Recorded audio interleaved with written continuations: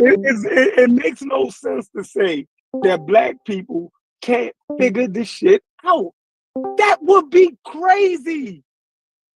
Like it's I think they have, bro. Human being. I mean, we need to throw in the towel now. Fuck it. Yeah, I think they have figured it out. I think they have figured it out. No, exactly. I agree with you though. I think they have figured it out. Every black person on here then figured that shit out. And guess what? We learned that shit from other black people who figured that shit out. So the black people who don't have that shit figured out ain't fucking listening. That shit is self-inflicted. That's the fucking point. Disagree.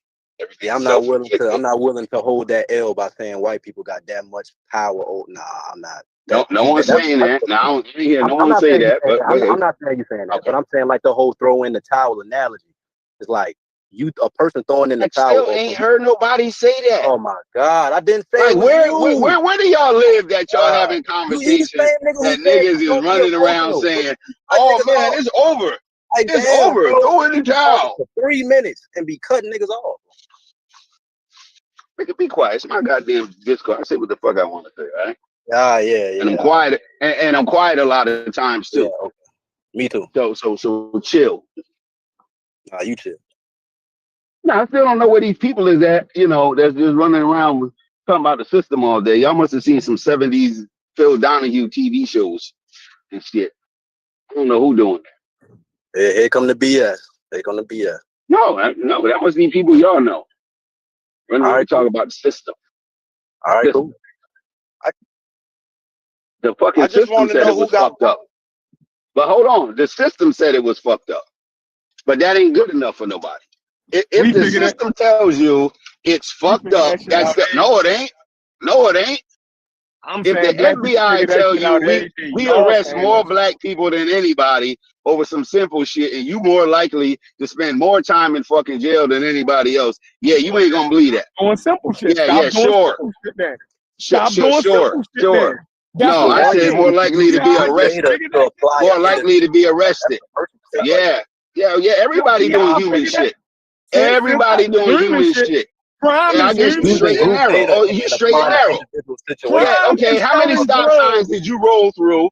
How many stop signs did you roll through on your way to work today? So now somebody. Yeah, okay, Mr. Perfect. Yeah, I bet you at least two. I bet you at least two. In jail. No, you. You. Stop sign. No, I'm saying you perfect though. You perfect. Oh, only do small. Oh, my bad. Oh, only do small. Okay, my bad. Only do small crimes. Rolling through. My bad. We only do big crimes. Oh, okay, I get it now. You're not getting away with that. Hey, black folks, if y'all gonna do crime, only do small shit. You're not getting away with that because you meant that shit. No, you fine. Yeah, that was fine. You rolled through it. Niggas running stop signs. Small crimes is okay. Small crimes is okay. Don't worry about it though. See, you can do that because you know why? Hey, you know why? Because most black people can afford to pay the ticket. Yeah, don't do no big crime. I don't think that was your original point. I don't think that was your. Yeah, mind your business though. Okay, you don't think it doesn't matter. Mind your business. I'm talking to Chef. They said the water made them do it. Mind my business. MYOB. There you go. You going outside? You going outside? You said because niggas running. Whatever. Guess where I'm going outside at though? Guess where I'm going outside at though? See the difference? See the difference? See the difference? Where I'm going outside at? You said that 10 times before. But guess what? The black people. Listen, the black people that I know that go to prison, when they in prison, they say that. When they come home, they say that. They never told me. Never seen the nigga. They locked up because of the system. Where's these black nobody's saying that. See, that's what you saying. Y'all making that shit up. You saying people running around talking about the system all day. Same reason y'all said that Tookie. Y'all running around saying other people are making excuses. Y'all the same. Y'all running around saying that. Tookie. Listen, if they in jail, they're being held accountable. Why are you mad? I'm not mad. If they're in jail, they're being held accountable. They go that accountability. They're being held accountable. So what's the problem? Yeah, and I'm saying that they hold themselves accountable also. Oh, okay. Well, they ain't got no choice in there, right? No, I'm saying even when they come home, they not sitting around. They say, "Yo, I made some bad choices, yo." Yeah, they're gonna come home and do what? They're gonna come home and do what? Go get a job, right? They're gonna get a job. Exactly, and not do the shit. Okay, they're gonna get a job sweeping floors. Sweeping floors at Walmart, right? Hold on. Sweeping floors at Walmart. Hold on, let me finish. They don't gotta go. But for $21 an hour, right? Where they gonna live at? Who gonna give them health care? And I guess their wealth building, strategy is out the window too, right? That's gone. Wealth building, they ain't worry about that. They just trying to get through that day-to-day fucking life. That's right. Go earn a decent living and take care of themselves, right? Mm-hmm. Everybody want that. Go earn a decent living and take care of themselves, right? Everybody has the opportunity to do that shit. Okay. Everybody has the opportunity to go earn enough money for them to get whatever they want, right? This is there. Not whatever they want, but I want a fucking. Well, not whatever they want, but say you want something decent. Say you want something decent, something nice. I think on one of our earlier shows we did the math on how much you would have to make an hour at work to afford a 2-bedroom apartment, have a car from maybe a 10-year-old car, some health insurance, life insurance, savings, shit, even get a decent credit score. Where did you live making the amount that y'all came up with? What state and city did y'all live in? Oh, I think we was in New York and New Jersey. Nigga, inner city. It's probably, I think you had to make like $50 an hour. It was Memphis. Memphis, Tennessee. Oh, yeah, we bounced all over. Yeah, it was Memphis, Tennessee. Memphis, Tennessee. Because a single person making $20 an hour can have a 2-bedroom apartment, a car, and all that. I'm doing it at $19.50 an hour. I got a 4-bedroom house. Only thing I can get me a car if I want one. I don't want one. Now, is everyone where you live paying $19.50 an hour? It's 900. You in public housing. It's almost $1,000. Hold on. I got a full backyard, fenced in, and a public housing, bro. But no, hold on. Hold on. Hey, chef, stop. Slow down. Hold on. Slow down. Are majority of the jobs where you live at paying $19.50 an hour? Is that a lot of jobs, a little jobs, some jobs? Okay, so the majority of the jobs starting at 17, 16, and they go up to 50. Mine is $19.50 because this is what they started me off at. I'm supposed to be getting a raise within the next 2 to 3 days, up to 23. Yay, son. Now that raise. Okay. See how the system ain't holding him back? System ain't holding me back at all. No, sir. Right, and I could pay my light, and I could pay all my bills if I wanted to. So there's enough jobs for people where. Hold on. There's enough jobs for people where you live to live just as good as you. Where do you live that you got a 4-bedroom house, can pay all of your bills at $19.50 an hour? Where on earth? Are you on earth? St. Louis, Missouri. Oh well, hell, that's Memphis. Same shit. That's the same thing. That's the same. It was Memphis, St. Louis, and it was like what was the other place? It was Memphis, St. Louis. I forgot, but those are places. But I think the metric was okay. Go ahead, hold on. But $23.50. Now I'm assuming that's Sabio. Shouts to you if that's you. Yeah. But $23.50. We pulled those out of those places like St. Louis or Memphis, and we put that in like big cities like Baltimore, Miami, Chicago, this, that, and other. That you couldn't afford to at $19.50 an hour. You're struggling. Homeless. No, you're not struggling. No. You're not struggling. You might as well be unemployed. You're homeless. Yeah, you might as well be unemployed. You might as well be on the street.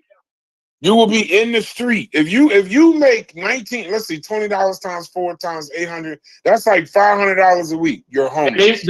They make 19 damn near the certain McDonald's that I've been to. So so you're homeless, bro. That's what we're trying to say. When y'all say all black people, just know that that number that y'all talking about, what is a 4-bedroom house in Memphis or St. Louis, is you're living in a 18-year-old Datsun in a major city. Right. And I'm not even talking about California. I mean, California, 1950 with the tax situation they got there. That's why I had Here's the question. What's the average amount of rent in your city? That's the real question. But also the average is I don't even know the average. The reason I got $850 a month is it's because of family ties. So my mother was renting this house, and the landlord had a relationship with my mother, and he rented to me and kept the rent the same. He could have raised it. Don't put too much of that on the internet, Savior. It don't matter. I know. It's just I don't trust the niggas. It ain't you. Don't tell niggas personal shit about you. That's all I'm saying. It's the truth. What else? I mean, so that's all they got. If they think that's gonna bother me, it's the truth. So what? All right, my brother. No problem, my brother. Proceed. So I just took over the news. Okay. Well. The not this conversation, but we were talking about something similar to what y'all were saying earlier. What's normal, right? Okay, a normal is a place to live.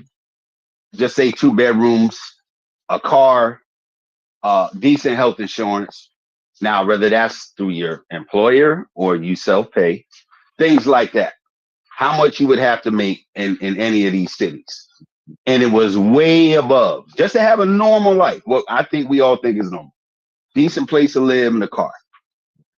Was way above what the average wages were in those cities or towns. Damn near double. So even at your best, there ain't nothing to accommodate you. Nah. Even at your best. Go ahead. The average rent in St. Louis for a 1-bedroom apartment is $1,100. The average What's the average wages? The average rent. I'll do that 1 second. The average rent in New York City is $4,000.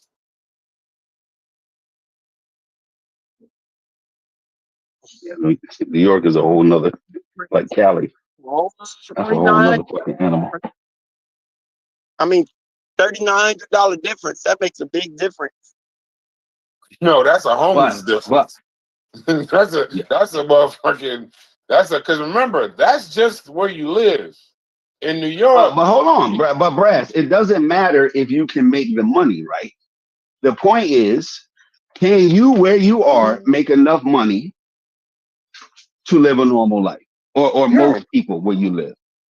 No, and that's an American problem. It just hits us double because we got other systemic issues. The average wage in the United States.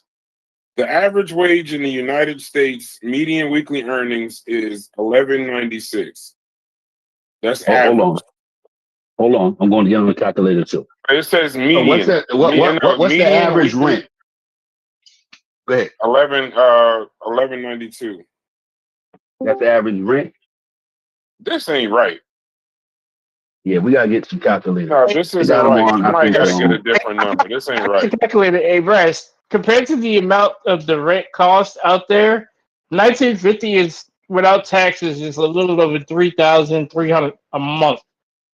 About I'm gonna say maybe 750, 780, maybe 800 a week at a 40-day work week. So you already are making more than the normal, amount of the rent in that area. That's not common. I can tell you here where I'm at, 2,000, maybe 2,100 is the median. So you got to make a little more. But hold on. If the average pay is 11 and the average rent is 1,300, is that all of their paycheck or not? For somebody doing that, who makes, let's say they make $12 an hour. 12, gotcha. I don't know, but them numbers ain't right because I know 12 hour is like a little over 2,000 a month. They make about 480 a week. That's without taxes. So, is that enough to cover your rent if the average rent is say $1,100 a month?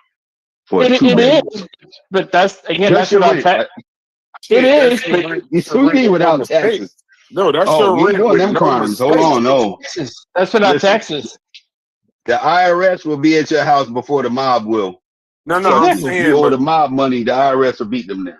no, but I'm saying when we So, talk about this, but remember there's food, clothes, there's other pieces to no, what Exactly. you got. that's why we just doing rent. We just doing the biggest one. If you just We're just do doing the rent, largest one is your rent. if you just do rent, you can make it out barely. But the moment you start adding electric bill, if you pay water bill, gas, Food, if you have it, A internet, food, child. children, it complicates it. Absolutely. better put that child to work. See, slave labor. Better put that child to work. Labor You ain't laws gonna be for that, around bro. here just eating and drinking up He everything. said there's labor laws in place. They got child labor laws. Damn that. No, we breaking rules. We breaking No, rules. Sorry. but see, let's not forget. Listen, and then on top of that, that's if everything remains the same. We're in inflation we're in a period of inflation right now. So whatever you It's thought never cost remains. Food we're not prices even have adding gone up. that. Food prices have gone up. So We're not yeah, even adding that. you gotta acknowledge that. Listen, it's just unrealistic. We're exceptions. I'm telling you, but if based on the statistics of these numbers, y'all can talk all this, what's the name? Just pray you don't end up in a bad position. With all this shit that you talking, you got to see the same motherfuckers on the way down. You looking at the way up. It don't even take. I didn't want to say this earlier, but it's a Corey. I didn't want to say this earlier to like deter from someone's point earlier, like carnivorous and Fetty, but it's a lot of people that are homeless that have 1 or 2 jobs holding it down, but they can't afford the housing. So like we got to take that into consideration. Like a lot of this shit ain't just because people aren't trying and people ain't actually doing the work. That's A lot of this shit actually is more. because of That's the more economy. actually I don't think more nobody on common here than ever not. ignored that though. I don't think nobody ignored that. Yeah, that's actually more common than not. You'll see men and women living in their cars or vans or whatever, but they got 2 jobs. They do have 2 jobs. I see them cities all the time. Yeah. A lot of times they'll have 2 jobs, you know what I'm saying? But they do live in a car or van or whatever, what have you. That's more common than not. You know what I'm saying? That's more common than the bum laying on the corner. You know what I'm saying? Like that's a small. How common is it? How common is it? You think that you have a lot of? Because again, what age group are y'all talking? What age group are y'all talking about? Y'all talking about like adults over 30? Most Americans need a supplement to their income. The overwhelming vast majority of Americans need a supplement to their income. In fact, I would say, and this may be a reach, but I would say about over 70 to 80% of people in homeless shelters are working. Absolutely. I know because I actually was in one. Not to put too much information out there, but yeah, I actually was in one, and the majority of the people there worked. When most jobs, when the working class haven't had a raise that kept up with inflation in 40 years, of course you'll have that. Absolutely. Of course you'll have that. When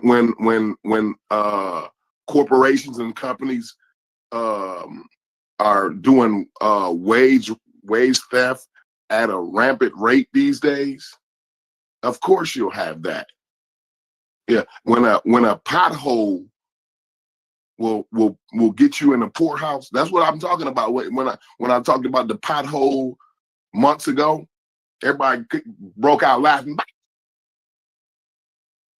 It's a fool, right? But most motherfuckers can't afford a $400 emergency. A pothole usually costs about a $700 endeavor.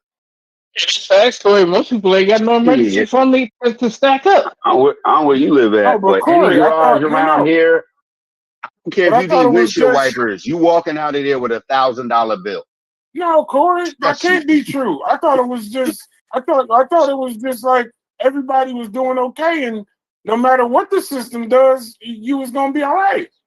I thought that was the case. I thought we could just figure it out.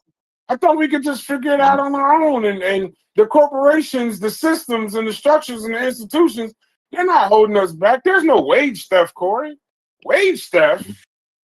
Yeah, just get past it. Just pick yourself up. But doesn't everything y'all saying still tie to the importance of financial literacy and things that need to be implemented to? You can be as financial literacy don't beat wage theft. I know that. I know that. But y'all had a raise that matches. I'm saying y'all talking about.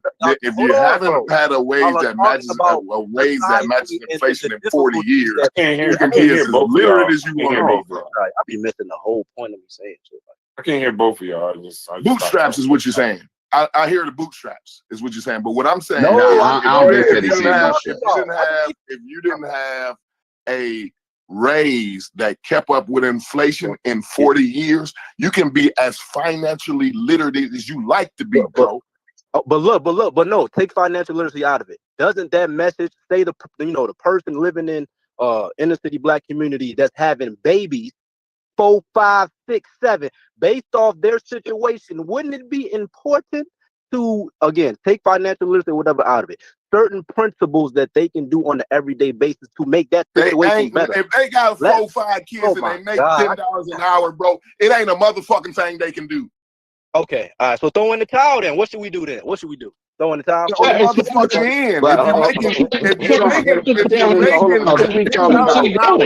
talking about two different groups of people. Hold on. I think we talking about two different groups of people. With what they're saying, bro. But I'm saying that message still needs to be. Fetty, hold on, Corey, hold on. I think we're talking about. I'm gonna say one thing. Hold on. We talking about two different groups of people. This is let's be clear. We talking about two different groups of people. We talking about the whole. No. We talking about the people who go to work and try to do everything right and still having a tough time. And then another conversation, we talking about people who said, "Fuck it, I'm gonna try to build the system." And that's what I'm saying. But some of us are. It's some people, and two, just to add context to like a lot of shit Fetty says. I personally, and I'm sure y'all know them too, know people who said, I'm not going on welfare. Now wait till you hear the reason why. I'm not taking an apartment, and I don't know where y'all live, but in New York, you can get apartment, you can get free healthcare, you can get a fucking a cab ride anywhere, you can get a phone, a cell phone, you can get everything from the state if they deem you disabled, right? But guess what come with that? They need to know where your ass is at. You gonna take some drug tests. If you a parent, you going to parenting classes. If you want to keep this apartment, they're gonna come by and check on this motherfucker twice a week. Make sure it's clean. Make sure the kids is in school. Hold on. And these people are more like, not all of them. Man, fuck that. They want to know too much. So there is a huge demographic. If you make $11 sorry ass. No, but hold on what I'm saying. But that's why we're talking about different people. No, we talking about different people. You don't qualify for that. Will say some people can do it if they make $9 an hour. They can I'm get on the on that. But if you make $11.50, you're overqualified. You don't qualify for that program. Your income is too much. If you make, I'm talking about a different group of people. Go ahead. My bad. There's also a different group of people who need government assistance, but depending on your state, especially if you live in a Commonwealth state, you got to work to get those benefits. Mm-hmm. But you're not just sitting back eating up those benefits. And they also, they kicking motherfuckers off of that anyway. Them programs, they defunded those. You don't have a job. Programs by $1 trillion. They took $1 trillion from the social program so that Trump can do his tax cuts, his $1 trillion tax cut. Thanks. So I think we was talking about two different groups of people because, like Fetty's saying, there is a demographic. I don't want to even ever have a conversation about the guy that said, you came in the combo wrong. Why talk about the guy that said, I don't give a fuck, because I don't know no niggas like that. All right. Okay. Oh shit! I know. Capping, bro. I know all kind of people. I don't. Who's in your life? Who is in your life? I can tell you two people. Because listen, I know like a motherfucker. A father and a son. Somebody, listen, y'all be so fucking unrealistic. Nah, you came in the convo hot. Don't even understand the context of the convo, and you crying. Where you live at? Fetty, get yours. It's just plenty of people like that. Fuck that, bro. Because every time somebody say, go ahead, Fetty, he say, fuck it, I don't want to say all that crying ass shit, man. You don't even know the context of the convo, bro. And you be talking crazy. Well, enlighten me then. Enlighten my crying ass. See, he cool until I start talking. Go ahead, bro. Go ahead. Go get Fetty a position in the company. How the world did y'all notice that? Go ahead, bro. Go ahead, bro. He said, go ahead. Nah, Fetty, don't let him pull you into the trap. As soon as I start talking, he start talking. But when I said, go ahead, brother, enlighten me, he was quiet as a goddamn church mouse. See, this is what he do all the time. No. There's a contingent. Spill, bro. I heard it 100 times. Go ahead and tell your spill, bro. And we went over it in the class. It's the self-destruct. Because I'm going on about some shit I don't even know about. I came in a conversation late, crying. So I want to know you be loud and wrong sometimes. What's the conversation? Who's the fault? Who's at fault for the disproportionate negative effects that Black people suffer in this country? That's the conversation. White people. White America. Chef said the system. That's the wrong way to have this conversation, though. I think that's where we fuck up at. We have conversations the wrong way. I agree. In this situation, Black or white don't fucking matter at all in this conversation that we talking about here. I thought we was unique. I thought we was going through a unique situation, Corey. I thought we was different. No, you can't smear. One thing about it, bro, you can't smear a nuanced conversation over into the next conversation, bro. So I agree, but that's what you're doing. Human beings are very complicated. That's what you're doing. Just because I think this way right here, don't mean I think this way right here. But that's what you're doing. Take your own advice. So if you no, bro, I do take my own fucking advice, bro. Okay, you know what kind of life I live? Huh? Excuse me, Fetty? I think he had a bad signal. Go ahead, Corey. Fetty, every time somebody want to know what Fetty's saying, he shut the fuck up. But as soon as somebody start talking, he start talking. I don't get it. I don't understand with these young little niggas. Get your ass up, Fetty. Strap your motherfucking big boy pants on and cut the bullshit. Stand up, nigga. That's what I'm trying to work. This is what worries me about. If you want to know what worries me about your age group, because you always talk about, well, my age group, right? You niggas ain't standing up. You bitch up every time a motherfucking challenge comes your goddamn way. And this and that. And you always smarter than every motherfucker. You don't want to listen to no motherfucker who's been living a little bit longer than what your ass been living. This is what I was saying the other day, Fetty. See, this is how I stay consistent, right? Because you know better. You one of them niggas that actually might know better, right? That grandmama told you you ain't got no motherfucking excuses, and get your motherfucking ass up and quit crying, right? And stand up with your motherfucking head up, your chin up, and your chest out. So when a motherfucker asks you for clarity, you stand your motherfucking ass up with your chin up and your chest out, and you say, this is what the fuck I'm talking about, Corey. Now stand up, nigga. What the fuck you talking about? See? It's too much bitching these young niggas. Niggas, they all know it. They know everything. They know it all. But these the little niggas who ain't never gonna ever be able to afford a fucking house. Why? Because they don't listen to what the fuck's going on. They think they know every goddamn thing. This one's crying and this one's living in that. Nigga, you gonna be the ones who never, you said it. You the generation that can't even think about buying a goddamn house. See? But he know every goddamn thing. This is what's wrong with you little niggas. You lost. You lost what I was talking about the other day, what the sister was talking about the other day. You niggas lost that. What grandmama and them said. Because that's what y'all finna, that's what Fetty was finna go to saying to me. Y'all know that, right? Well, yesterday you said you need to take your own advice. See, now he's back, and while I'm talking, now he's back, and now while I'm talking, he's talking again. Let me tell you. I'm gonna give you the floor, Fetty. Go ahead. Let me hear what you gotta say. Right? We was talking about some completely different shit dealing with a particular group of people dealing with African Americans. What you did when you heard what I said, you got jumpy and you put yourself out there and you was wrong. And I tried to give you context as to what I was talking about. Exactly. You about to go on a bullshit tangent like you've been doing, and you just wrong. But go ahead. Wrong about what exactly, Fetty?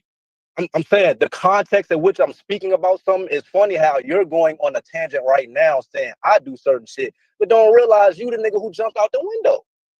Oh, I do a lot of shit. I know for sure I do a lot of fucked up shit, bro. Hey, cool. I mean, so what we good then? Enlighten me again. That's we good. I mean, we good. We good. I mean, I ain't tripping. See, now am I tripping, y'all?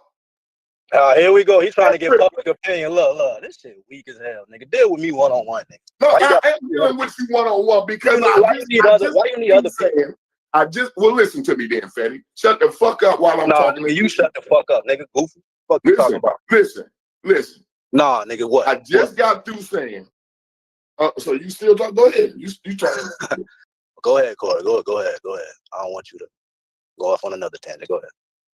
No, because I am finna go off on a rant. That's you're right. I'm trying to make sure you don't. I'm saying right. Before you go on that tangent, all I'm saying is that the narrative that you're trying to paint as regarding what I do. What's the narrative? Go ahead.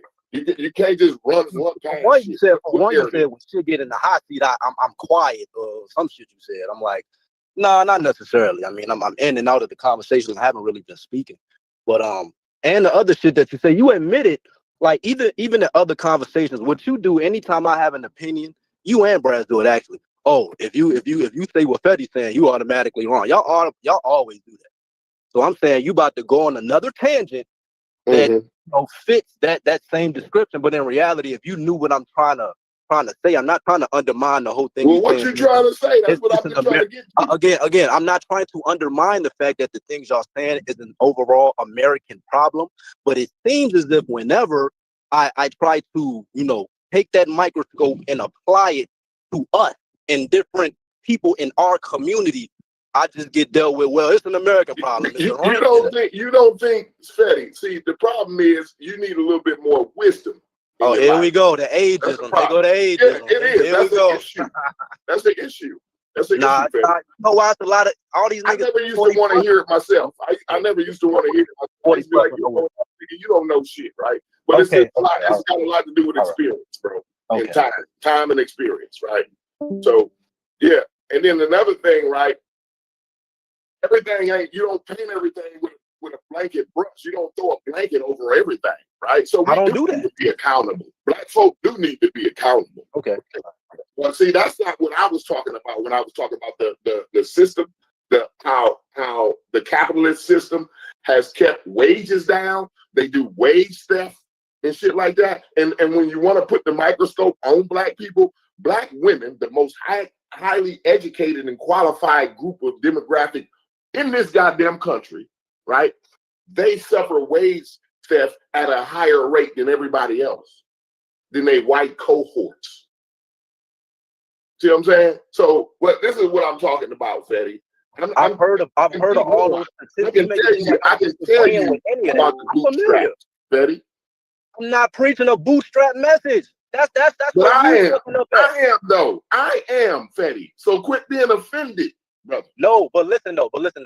You saying that regarding black women, right? In these certain particular, like I'm aware of that. So like anytime somebody bring up that, I'm not disagreeing with it. Like when people say shit like that, it's like you educating a person that they didn't know that when in reality they've heard that 100 times already. They probably did. Most people didn't. Most people don't have any idea of those, black women and them being disproportion regarding certain statistics. People ain't know that.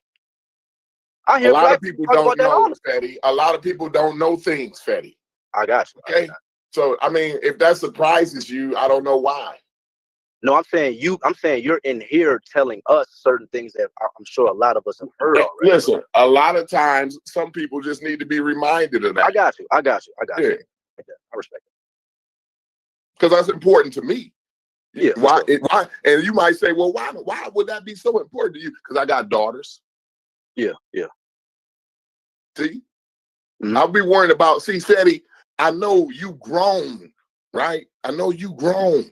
And you ain't got, and a nigga like me can't tell you a motherfucking thing, right? But see, that's why what I be saying is for the motherfuckers that's coming behind me, right? So some parents may not have all the information that I have, right? And I may not have all the information that Fetty has, right? So that's why I listen up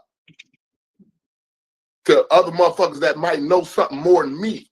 You see what I'm saying? Because I don't know. I got a lot of OGs. Yeah, I listen to all my OGs. You're right. I don't have that. Well, I don't have that OG, mentality of I'm an OG, and here it is. I'm trying to say something. You ain't listening to me. I am, bro.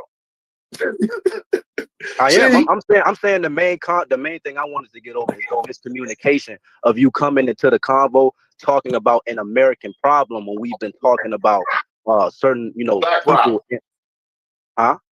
We've been talking about black problems. Then we got to be. I mean, yeah. That's all I was saying. So do black people got problems? Yes, we do. Okay. Now, is most of the time we accountable for our own shit? Ain't we responsible? Don't we suffer the consequences of our own decisions and all the rest of the shit? I can't speak in a generalized way because in this, I mean, the like accountability, like it's a spectrum. You can speak pretty general about a demographic. You can. You can be real general about a demographic. No, I'm saying accountability. I know when it comes to certain taboo topics, dealing with the state of black people will lean either extreme left or extreme right. So I don't think it's no extreme left and extreme right. The extreme left again is that the system is to blame for everything, which I'm not saying y'all are doing that, but that's one side of the extreme, right? And the other side the system is to blame for a whole lot of it. The system is to blame for a whole lot of it. Again, the extreme side for black folk. You didn't let me finish. I'm saying the extreme side on both ends is heavily relying on systemic racism talking points and white supremacy for the blame for 99% of our problems. And I think what Chef was trying to say is that based off him being in a black city, him being an African American, him seeing things in his community, he's seeing things that we can do to make all of these problems y'all talking about way better. And it has nothing to do with the white man. It's things dealing with culture, instilling values, all type of shit that we can do on our own. That's the overall, I guess, premise of the conversation. I mean, not an American problem and everybody is virtually fucked up and can't get a job. That wasn't the conversation at first. That's all I was saying. I didn't say everybody was virtually fucked up and couldn't get a job, right? See, that's the thing. Like you might simplify it. That might sound like what I'm saying to some passersby who don't understand America, or someone who hadn't had enough time to have that much experience here in America. And your overall premise is that majority of people live below the poverty line? Is that my overall experience? No, I'm saying you sent hella articles. Like I remember there was a time you was sending like the same article every morning. Like that was you was trying to get that. And I agree with every word in them articles that I said. So when I just said that, you just disagreed. You said what did you say? I probably didn't hear you all the way correctly. What did you say? Never mind, bro. But yeah, well, maybe I didn't hear you because like regarding it seems like it's a delay or something. Because when I start talking, you start talking. Then when you start talking, it might be a delay. It might be a delay. I think it's a delay. So you said something about. I thought you said that all Americans live under the poverty line or something. No. I think where you was about to go, you was about to go into that same spill. You don't agree with that? Which spiel? Which spiel? I'm saying like how hard, like a lot of people who we don't think is working hard, they got 2 jobs, and it's the economy, society, that's really fucking up all Americans. It's not a black problem. I could have sworn that's the spiel I go on quite often. Yes. Yeah.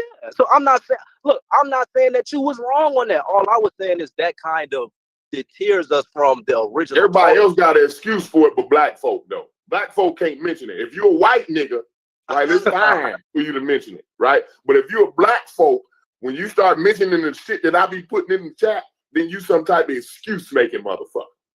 No, I like the sources that you put. I even agree with you that the blue collar, that the young people are actually going against. I was with you. I wanted you to do a show connecting what Booker T said to a lot of the shit you were saying. So I don't know who you talking about right now. Well, I'm asking, is that what you're saying? Because you said it was like a spiel or something. Like no, it's not a spiel. It's not with you, right? And I'm not directly talking to you, but it seems like whenever we have accountability conversations, some people on the opposite end of the conversation who's trying to be a contrarian will say, well, that's not a black people problem. That's an American problem. Like when I talk about black culture, but when we was talking about gang culture and things like that, a lot of the rebuttals was, well, America is like America got a teenage problem. The teenagers is wild as fuck because listen, don't you see?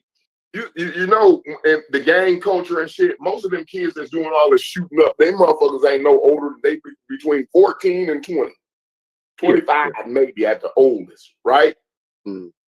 So we got a problem in the country with folk that age. I don't give a damn what demographic they come from. Because if you look at the news, every goddamn day, some 16 to 25-year-old white boy go outside and shoot up a bunch of motherfuckers. What I'm saying is, it's not a black thing. It's a gun control thing. It's a universal health care thing that I'll be talking about. This is the shit because you don't be reading the shit that I be putting in there. You might have read a couple. How you know, bro? Damn, how you might have read a couple sentences of it. Because I can tell by the way you talking and what you ain't equating. I said I agree with it. Oh my God, bro! You can tell by what you ain't putting in the equation. So what did I say? You're telling me about black. That indicates I didn't read. You keep telling me about black kids, right? Yes. Who don't even make up a percentage of the population in America. You proving my point. So I guess anytime me and Chef talks about the unique, because again, it can be an American problem, but the people and the cultures and different ethnic groups obviously express and receive these things differently than others. So when me and Chef talked about how crime and black on black violence is a unique situation in our culture because it's tied to music, fashion, and other shit, you then have to admit that it's an American problem. But you think that white boys don't get influenced by music and YouTube and video games? Oh my God. And go out and how you gonna eat a bagel with cream cheese on it, then decide, you know what, it's Wednesday, I'm gonna go out and shoot up a school. All right. That doesn't. Again, if you don't understand the fact how, like in black culture, a black person in a middle class home with 2 parents is still susceptible of being a part of that low culture. Exactly, bro. You keep cutting me off. Exactly. Okay, let me. But no. Exactly. So again, it can be an American problem. But again, when it comes to African American children who have 2 children, I've seen it. African-American children who's middle class, both parents, good situation, financially straight and everything. As a result of the music, culture, and all of that, they're still susceptible to the shit we talking about dealing with crime, gangs, and shit like that. So I'm saying with black, and you won't let me respond to it, though. Let me land my plane. Give me 20 seconds. I'm saying when we bring up the uniqueness of what we go through as African Americans, and even the shit we heard our, OGs and people older than us say, like Chef talking about, it's like y'all, you undermine that by saying again it's an American problem and white Jimmy does the same. But we know that it's not the same dynamic, bro. They got more barriers than we do to let that shit go in their home if they got a white boy that's middle class with 2 parents. They have more barriers to prevent certain shit. So even though it's an American problem, it's going to affect us differently, bro. And we play a lot into it. That's I'm trying to figure out what barrier is the white parents putting up if the kid wakes up on Wednesday. For one, a lot of them have 2 parents in the house.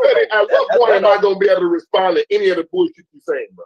All right. Hey, is anybody? I'm saying bullshit. So me bringing up black on black crime and hip hop and all of that and how middle class, that's bullshit. If we eliminate hip hop, you think it ain't gonna die? You niggas always got extreme response. Nobody said eliminate hip hop.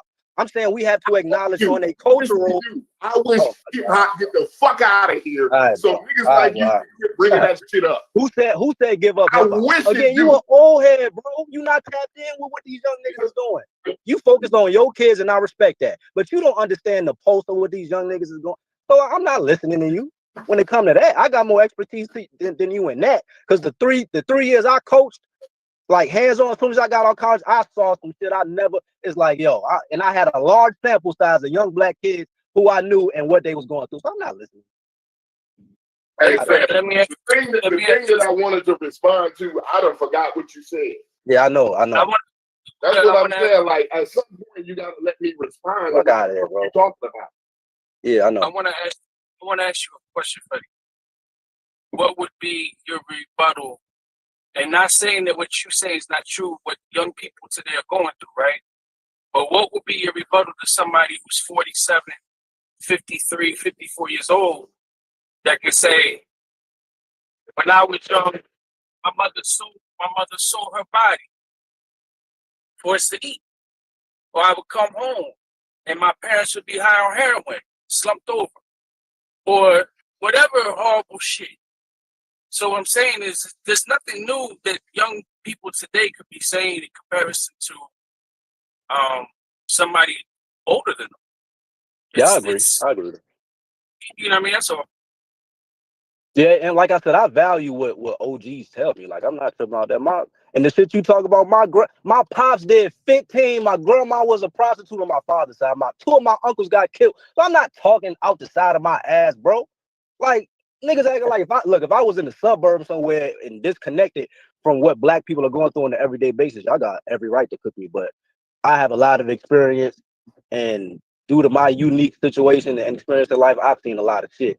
And I've seen exactly what these young, and I'm saying I'm not speaking to absolutes, but a lot of what these young people are going through based off social media, motherfuckers being incels and all type of shit. Grew up with a crackhead in this family. We don't know. Bro. We don't know because we the only one.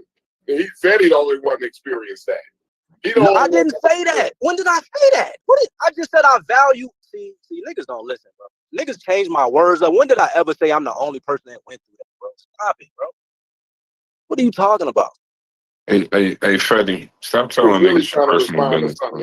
That's crazy, bro. Like, bro, that's crazy. We done went down the route. I never said I was like, what are you talking about? Obviously, all of us crackheads you got here, bro. You saying crazy. And so why? So you got all. What are you talking about? When did I say any of that? When did I say I have all? I'm saying again, y'all don't understand the importance. Y'all don't understand how pivotal a coach is. A high school coach that is around the kids more than their parents. You mean to tell me they don't see shit that you can't really see based off the unique situation they in? You don't think I ever been a high school kid before? You said what? You don't think I've been a fucking high school coach?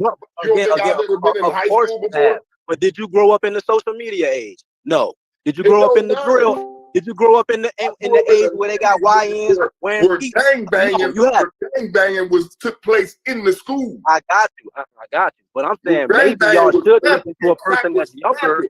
That's more connected to what. I come of age when I was in high school. It was 1995 when I was a freshman. Damn, that's some shit ago. Yeah, niggas ain't even have 20 years ago. It's only 20 years ago, bro.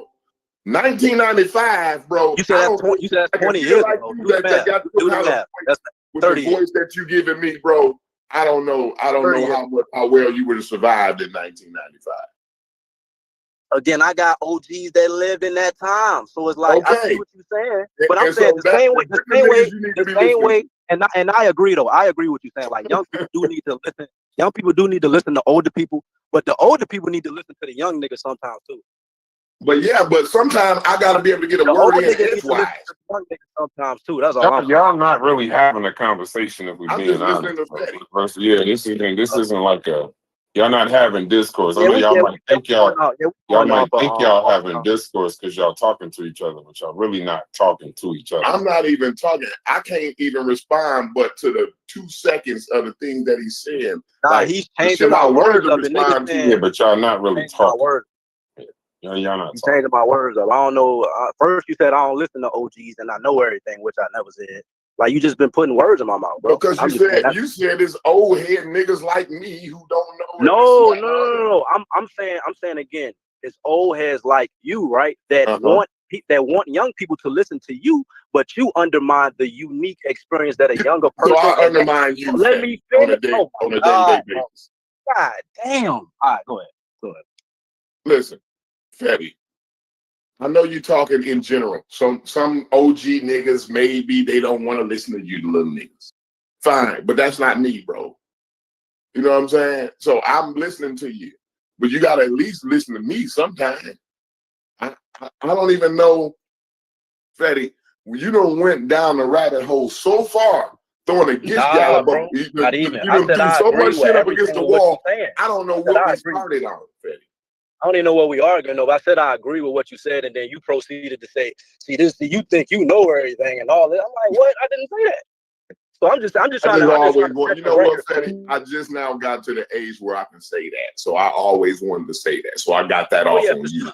Okay, I got it off on you. All right, I was trying to get the right. It's gonna be all right. We good though. We good. I appreciate your perspective, but let's like.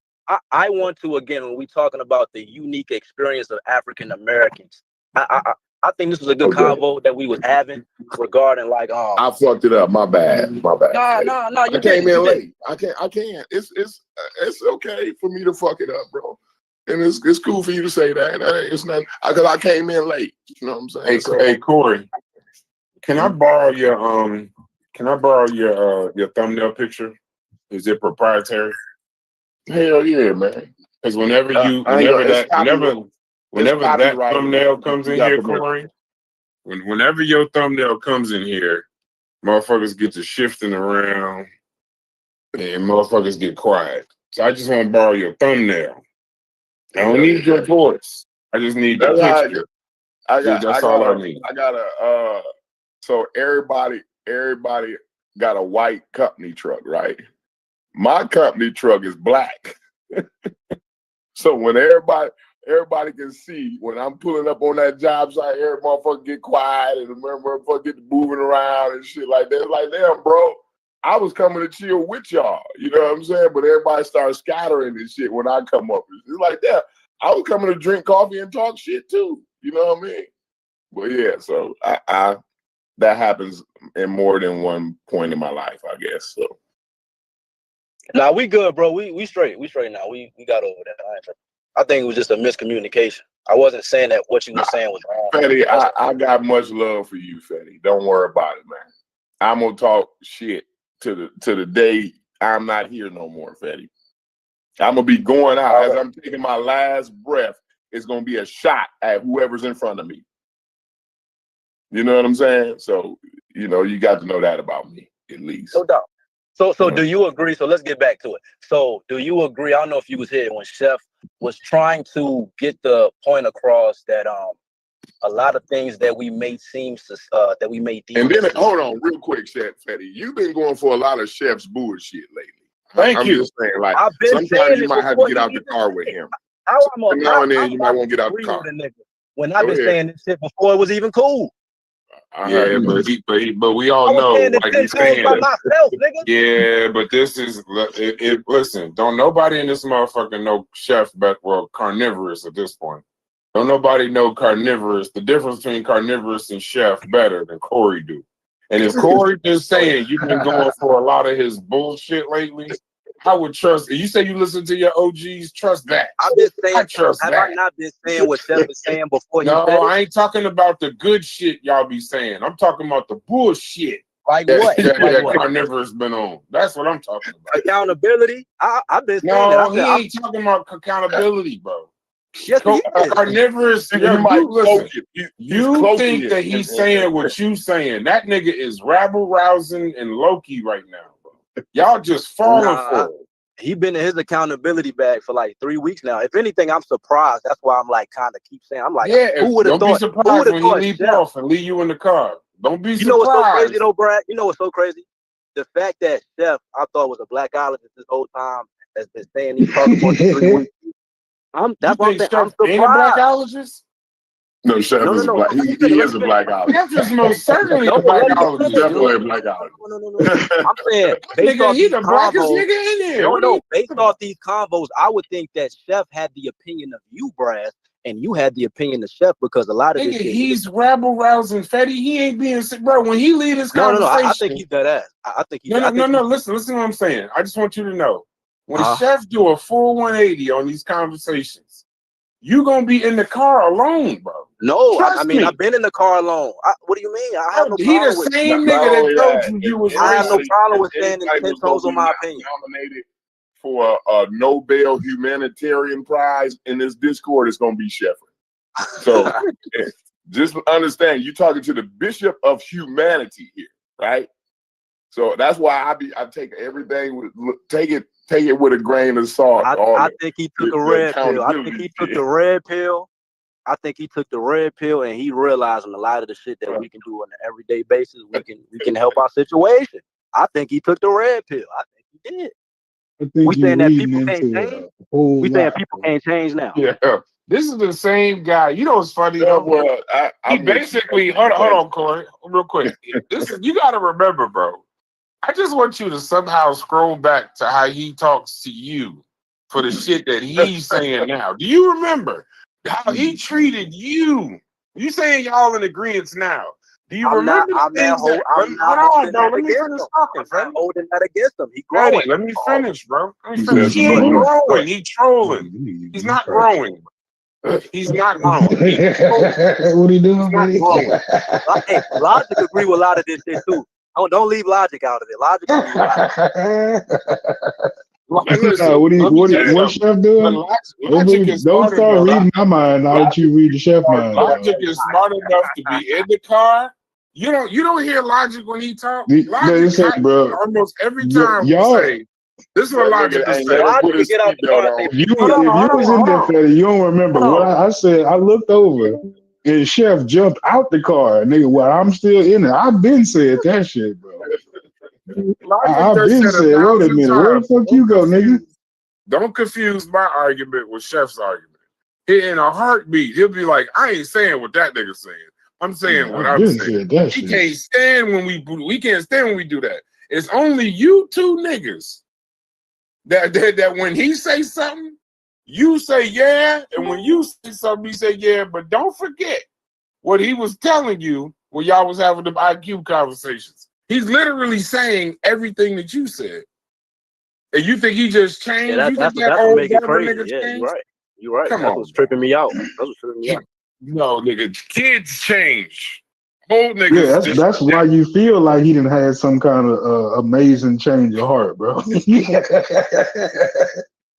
talking to a nigga that believes in content over everything.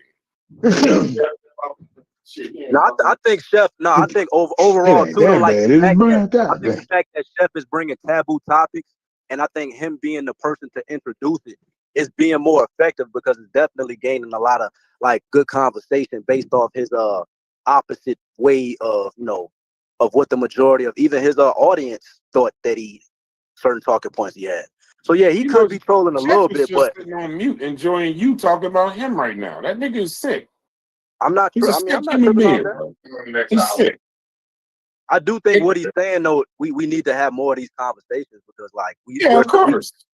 Because we're surprised at how like I the hear amount him of say that. different opinions that y'all be surprised based off a lot of combos. You're gonna see a difference of opinion. Yeah, I know. Of course. In a world where we could talk about any goddamn thing, we wake up and talk about niggas not being shit every day. Yeah. Of course. Like y'all don't realize that's what I kept saying. That's what I kept saying. Like, motherfucking, this is a week ago. If you wake up talking about Tuki, you just want to talk about motherfucking just. I mean, it's just like, I mean, it's kind of about. I mean, pause, but it's kind of going back and forth between niggas ain't shit and some kind of other weird conversation. But then some kind of way the whole niggas ain't shit part come back in there. What's the other one? Assimilation. Some kind of like I've heard it y'all be say that bouncing a few around. times. I don't know what y'all Between talking them about. other conversations, huh? What is the assimilation thing? I heard y'all say that a few times. Go ahead, flesh that out. Okay, good. That's a good segue, right? And so the assimilation thing is what I was talking about earlier when I said the whole liberation part, right? That you might have to really map out what liberation looks like for you, and possibly just understand what it means for that not to be so idealistic, right? And because that just might be what we're talking about, but and then I guess the pitfalls of some of the negative things that happen to minority groups as they assimilate into, or they're forced to assimilate into dominant cultures. So yeah, that's what the whole assimilation argument is. It's talking about how can the minority group basically mitigate those cultural impacts of them having to be forced to assimilate. Yeah, that's what that conversation is about. All right.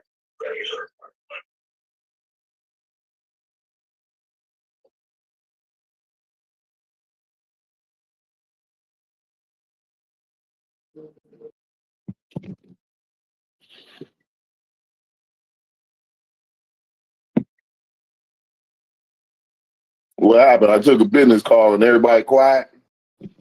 Or did I lose connection or something? I heard something dealing with a my shit working? Yeah, I get you now. Yeah. We was talking about It seemed like, so now I want to get back to the one conversation because when I came in, I was talking about some of the things that I shared in the chat in my sources or whatever. So that's why I came in the way I came in, Fetty, because like I heard some of the talking points that were in some of the sources that I shared. You know what I'm saying? So I thought that's maybe where y'all was at.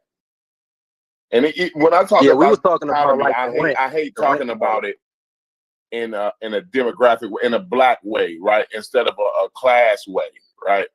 Because when you do it from the black perspective, that's why I talk about organizing the workplace, because we're missing an ally when we talk about the economy from a black standpoint rather than a middle class or working class standpoint. You see what I'm saying? Because if the moment when wages, when people start becoming and being paid a living wage, that's gonna overwhelmingly affect the black community in a positive way. So most things that ills America, right? If we fix them, right, the black community benefits more than any other demographic out there. You know what I mean? So if we stop the wage theft, right, the black women gonna benefit off of that. You see what I'm saying? If we do the universal health care, right, and stop having our health care depend on our jobs, right, that'll overwhelmingly affect black men and women. You see what I'm saying? And also when black men and women make a living wage, their kids come out of poverty and they're no longer malnourished. You see what I'm saying? Because look, when you can look at the statistics when it was COVID, when they gave the relief checks, 50% of the kids that was malnourished and impoverished came out of that because they gave out those relief checks, right? So, things that fix America overwhelmingly affects the black community. So that's why it's always when I put those issues in the chat, I always cloak it around workplace organization. You see what I'm saying? Because it's not, you're not gonna fix the black issue without fixing America's issues. I just want y'all to know that. We're not gonna fix the black community if America don't get fixed. So are you saying like, you remember when Kamala was like, she's not doing something to only help black people, right? And how she was saying exactly what I was saying. She was saying exactly what I was saying, Fetty. And I'm glad you brought that up. Because and I think she actually even qualified it in the same way that I did. Once because I know, Charlemagne, he kind of was like, whoa, he went off the rails, right? And then she pulled him back down to reality and qualified that, right? But people still can't hear that part. Mm-hmm.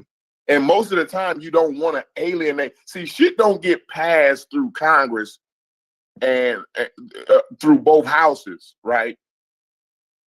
And signed off by the president if it don't sound right, right? So if we go in there and say, well, this is for black people, you alienate a whole group of your comrades. You see what I'm saying? And we don't need to do that. It's like the Civil Rights Bill. Yeah, everybody benefits off civil rights, right? We're in a good place for it. Oh, sorry. I was going to say overwhelmingly, black people benefit off of it though, more than any demographic. But we in a good spot right now. Get these niggas in here today to say, well, with the LGBT, that's because they keep using it. See, the civil rights ain't to use it one time. It's to keep slapping them niggas in their face with it over and over and over and over and over again. That's what the LGBT do. That's what white women do. We sit up and talk about how Martin Luther King was a full of shit nigga and he sent us into a burning building. But go ahead, Fetty, you was gonna say something? No, I'm glad you said that, because it trips me out again how, based off what Kamala said, right? A lot of black people kind of, like you said, they looked at that crazy, like, wait, what? That means she don't care about black people because she's not identifying a direct black problem. So that's why I say, like, it kind of confuses me, because like a lot of the pro-black people who are here on the internet and in real life, they keep saying our situation is unique. I don't know, but when it comes to certain topics, I'm not saying you, but when that accountability thing gets brought up, it's like that goes out the window. That same rationale and logic they was applying to say whatever they was saying. Yeah, but you do know all the things that I'm talking about, though. We've only had 60 years to be able to participate in that. True. So I just, I think that's why they bring that part up. You know what I'm saying? Just to keep that, because one thing about what I keep saying, and it's in my message all the time too, is you ain't got it. Just because you got it don't mean it can't be taken away. You see what I'm saying? Just because we got the right to drive or live as Americans and do what white folk do and all the rest of the good shit we enjoy today, right? Don't mean that shit can't be taken away. So we always want to be reminded of where we came from and where we could be. You see what I'm saying? Yeah. So don't never forget about that, because the Jewish people don't. What they say? Never forget and never again. Yeah, they know that Holocaust can happen again. They know, because the same way there was a set of circumstances that led down to it. Absolutely. And they tell you, and it wasn't like something they could see. It wasn't always something they could see, and they didn't think it could happen then when it did happen. Right. So they'll never, and they still seen people still talk. Believe it or not, if we're being honest, Hitler, the way Hitler saw the Jews is how people see them today. They're almost exactly the same anti-Semitic views that he had on the Jewish people at that time, people have of them today. Absolutely. Misers, bad dealers, they want to own everything, every single feeling, bro.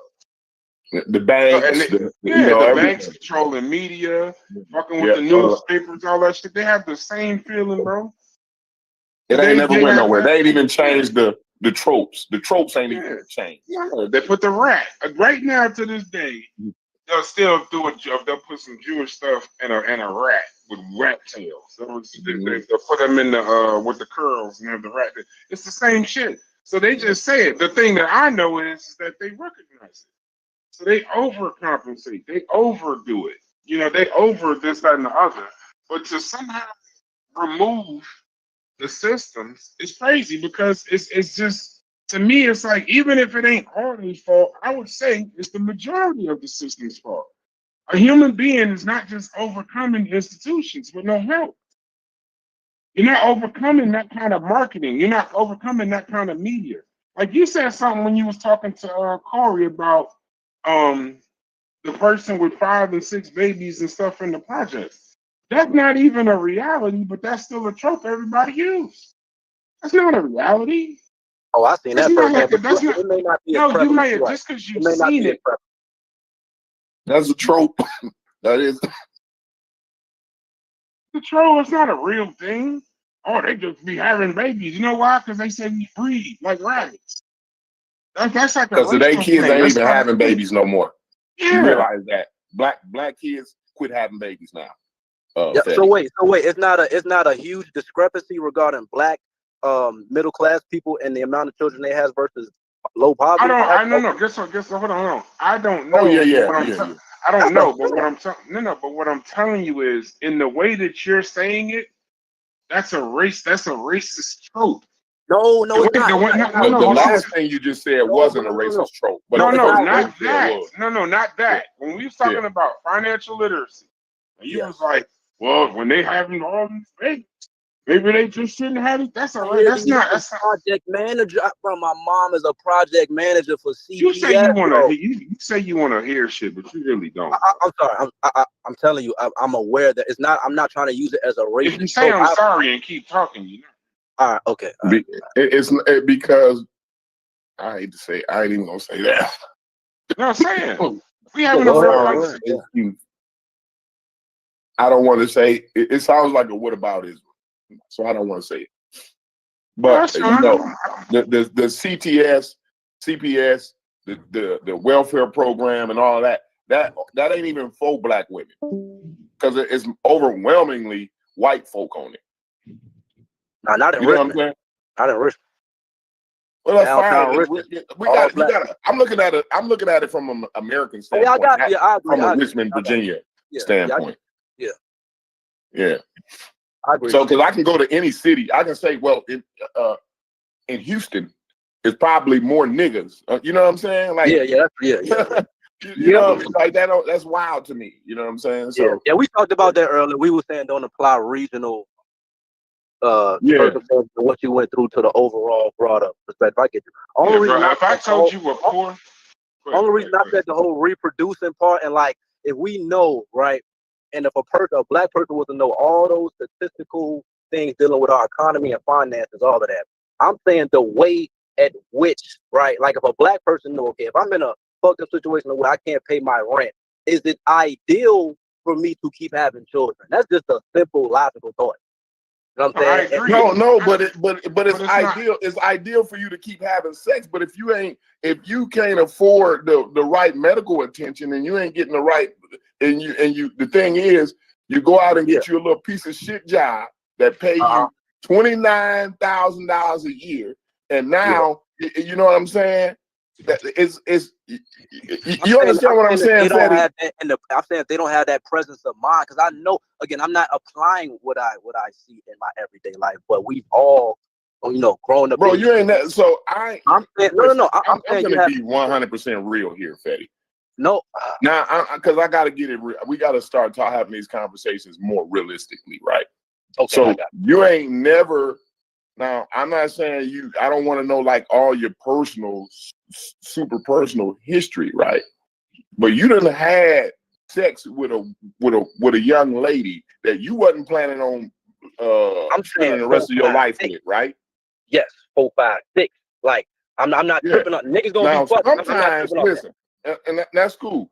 And I'm not judging you because we all do it, right?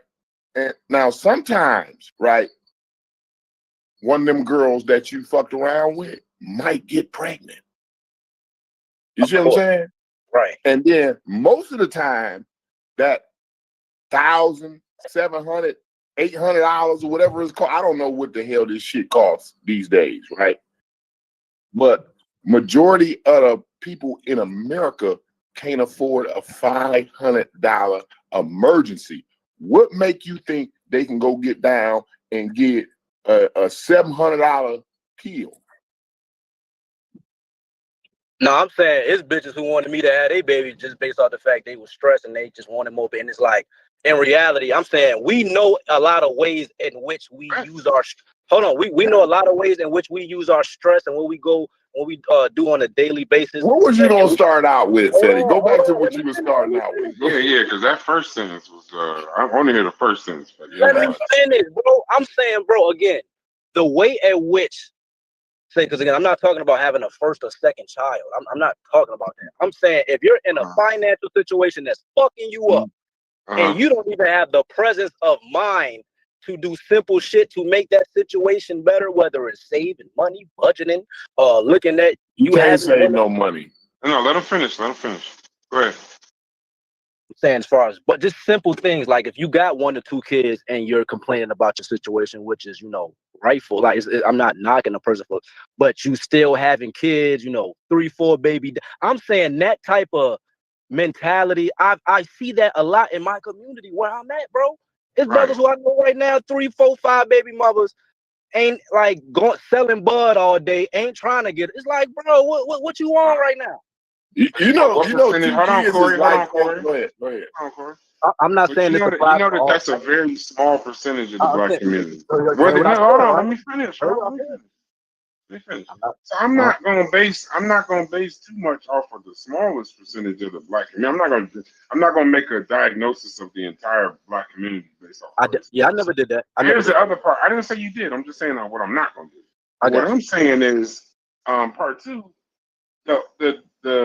since we're talking about the peace of mind, and there is a double standard for black people versus other people, because I would say financially, the majority of the people in the United States, period, Americans, don't make enough money to be having 2 and 3 kids. What they do is just black people are vilified for it because we're not making good financial decisions. But based off of the economic stats, no, there's not a lot of motherfuckers right now that can afford 2 and 3 kids. It's just when we do it, and it's a small population within the black community that does it. Oh, it's a whole nother connotation, and that's all I'm telling y'all to pay attention to. But right Fetty, now, your no generation actually figured that out, Fetty, because y'all not even having kids anymore. Yeah, true. Yeah, y'all ain't trying to have a whole bunch of kids and babies and shit. Yeah. So that's not even a problem anymore. That's not even a problem. But what I'm saying is just let's not move the goalposts for us. That's what I mean by the racial trope. These bro, you know how many of these white girls is having babies on top of babies, but you just don't see it because them parents is aborting them babies, and them parents are sending them to the grandkids and shit like that. Y'all mention the projects a lot, but you got to mention this trailer park too. Yeah, it's still happening. I'm not even talking about the trailer parks right now. I'm talking about like middle class, rich class. Daddy, I'm pregnant. They got barriers, right? You just said it. No, it ain't no barrier. No, they have the funds to get rid of that motherfucker. That's what I meant. They have more things. The wealth gap. Go ahead. So they got. So what I'm saying is just it becomes a racist trope when we somehow vilify black people for doing things that Americans do. See, that's Americans can't afford their kids. Americans have high gun crime. White people kill a lot of white people. We just don't call it white on white. How many white musicians got shot over like the past 5 years? Shit, I don't know, but how many of them motherfuckers overdosed on heroin? How many white Hold on. 25 Let year me ask olds you a question. went out and shot up a school in the last Hold 10 on, years? no. Let me Go ahead. answer. Let me I know answer your have not even question. listened to Hold dead. on, let me answer your question. I don't know how many of them motherfuckers got shot, but I do know a disproportionate, a majority of them motherfuckers overdosed on heroin, and don't nobody talk about that shit. Yeah. Yeah, I feel you on that. Yeah, You know what they call it? You know what? You know what they call it when them motherfuckers, when they call us, they say it's drill music, and we killing each other. How many But when rappers in the motherfuckers, hold past on. 5 years got killed on the house? What's that Seattle grunge group with Kurt Cobain? What's the name of that fucking group? Oh man, what's the Seattle grunge group? Nirvana. Nirvana. Yeah, remember when the dude from Nirvana died? They didn't call it a drug overdose. They said he was going through so much, and it was sad music, and that this is the music that was speaking to the youth. When that motherfucker blew King Von down in the middle of the street, it was black on black crime, and niggas doing violence. Well, they call it a rock star lifestyle. Hey, listen, overdose on cocaine. I ain't talking about overdose. I'm talking about murder. Hold on, listen, murder. no, but we talking about death. I'm just talking about death and crime. I'm talking about murder. What we say. Okay, but wait, I got another one though. When the dude blew Charlie Kirk neck off, and they know who it was. Let me show you how they do. They do their own the same way. Niggas just don't see it. At first, when he blew his neck off, it was a left-wing calculated terrorist. He's a left. All the violence is on the left wing. They just kill everybody. As soon as they found out that motherfucker loved Trump and his daddy told him that he loved Trump, he was a troubled youth with mental health issues. Yeah. Bro, we don't control the narrative, bro. So when we feed into niggas said being a rapper is and not only that, one of them wake up every Wednesday morning. And look it up. For the past 20 years, one of them white boys wake up every Wednesday morning and go down and shoot up a school. Now, they don't put every one of them on TV. Just the other day, the white boy, 3 days, it's been a week. In a week's time, we had a neo-Nazi shoot up a school the same day, at the same time, Charlie Kirk's killer was shooting him. One guy was shooting up a school. Then the next week, 6 days later, a white boy wake up and go down and start taking shots at an ICE van and at the ICE facility. You see what I'm saying? Every day is a problem with the youth in America in gun control, gun access, and healthcare. That's what the issue is. We quit because all of them guns, if you got to understand about Chicago, all those illegal guns in Chicago was legally obtained in the beginning. You see what I'm saying? They come over here to Indiana and buy up guns from people who go and buy them legally. Yep. You see what I'm saying? So if we put simple gun legislation, it's simple things that you can do that'll help the whole America, but it'll overwhelmingly affect the black community because you can't get no guns in Chicago. That shit gonna turn into the UK. Niggas gonna be getting soon as that gun, you can buy a gun for $500 in Indiana. Soon as that gun cross over into Illinois, that same gun, you can sell it for $2,000. You know what I'm saying? Most people ain't got that kind of money. Yeah. So listen, when all you got to do is stop the guns from being so easily accessed in Indiana. Yeah, it's gonna be less bodies, but that rage still gonna be there. Look at the UK. That's all we're looking for is the less bodies.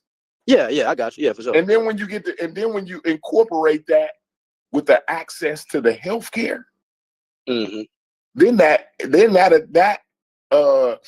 mitigates the rage. The rage and death and murder ain't never going nowhere. I agree. Yeah, I agree. But what we want to do is mitigate it. And the small things that we can do to mitigate it, we overlook it because all we talk about is other shit around it. Yeah, I see your perspective. You more so kind of you trying to look at it from a micro perspective. I'm not mad at that because like you said, if something is an American issue, automatically, especially if you fix it, Black people gonna benefit from it. So I'm not knocking what you're saying. Hey, Fetty, I'm sitting over here thinking about double standards. That's so funny. And the funny thing is, they always say sometimes in these conversations we just sit back and the white person did a damn good job, right? So I'm thinking about Jerry Lee Lewis, right? So black people was calling MJ a child predator the loudest. The loudest. They was killing R. Kelly, he doing videos, peeing on people, all kind of crazy stuff, right? Elvis Presley started dating Priscilla Below when she was 14 years old. No, but tell a white person about Elvis Presley, they'll defend him until the cows come on. They'll shoot you. You might pull his gun out and shoot you in the middle of your chest. You say something ill about Elvis Presley. Jerry Lee Lewis not only was dating his 13-year-old, it was his 13-year-old cousin when he was 25. He was celebrated for it. And then they made a movie about it, where he did it in the movie, and nobody said a fucking thing. They said it was a misunderstood love story, but they vilified Michael Jordan, and it was black people doing it, vilified it. Now here's the thing: you're supposed to vilify it. I'm not saying that you ain't supposed to vilify it. What I'm saying is we don't control the narrative. So MJ dies, propofol, vitiligo, child predator. That's how he dies. Elvis dies. Jerry Lee Lewis dies. A legend. You see how? See. So when y'all keep talking about what we need to do, what we need to fix, sometimes we need to just see not just what black people do.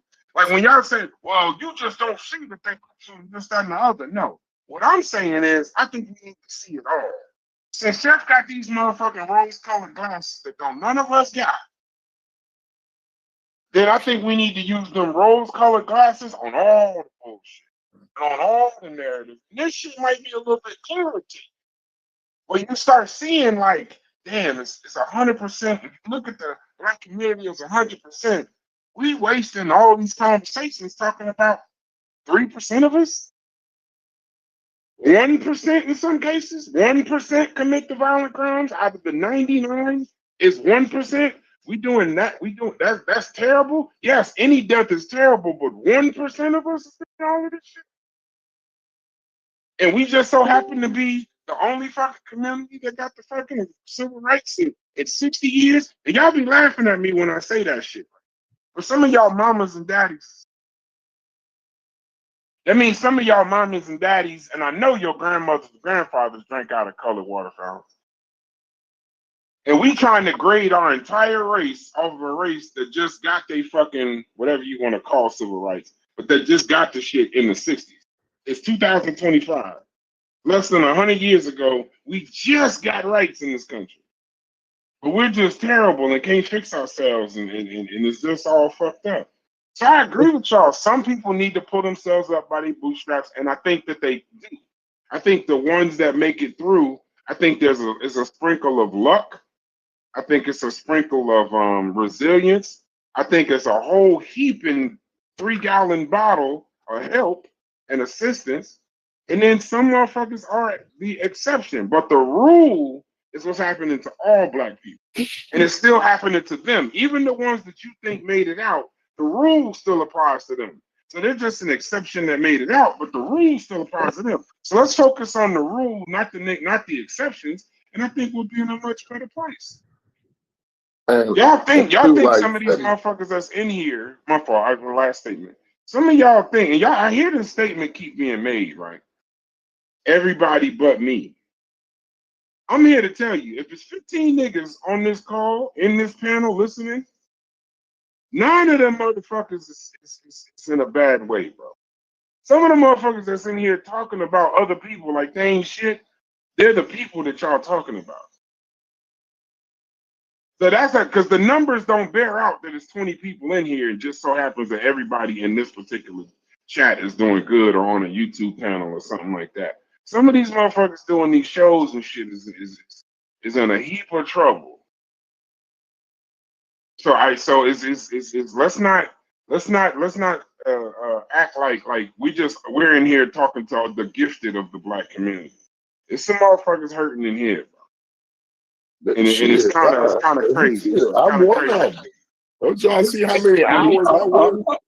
You see how many hours I work? Americans are hurting. Shit. I don't give a fuck about the American shit. Exactly, and that's what you're talking about. Because I don't give a fuck about that. When America hurts, we got a broken leg.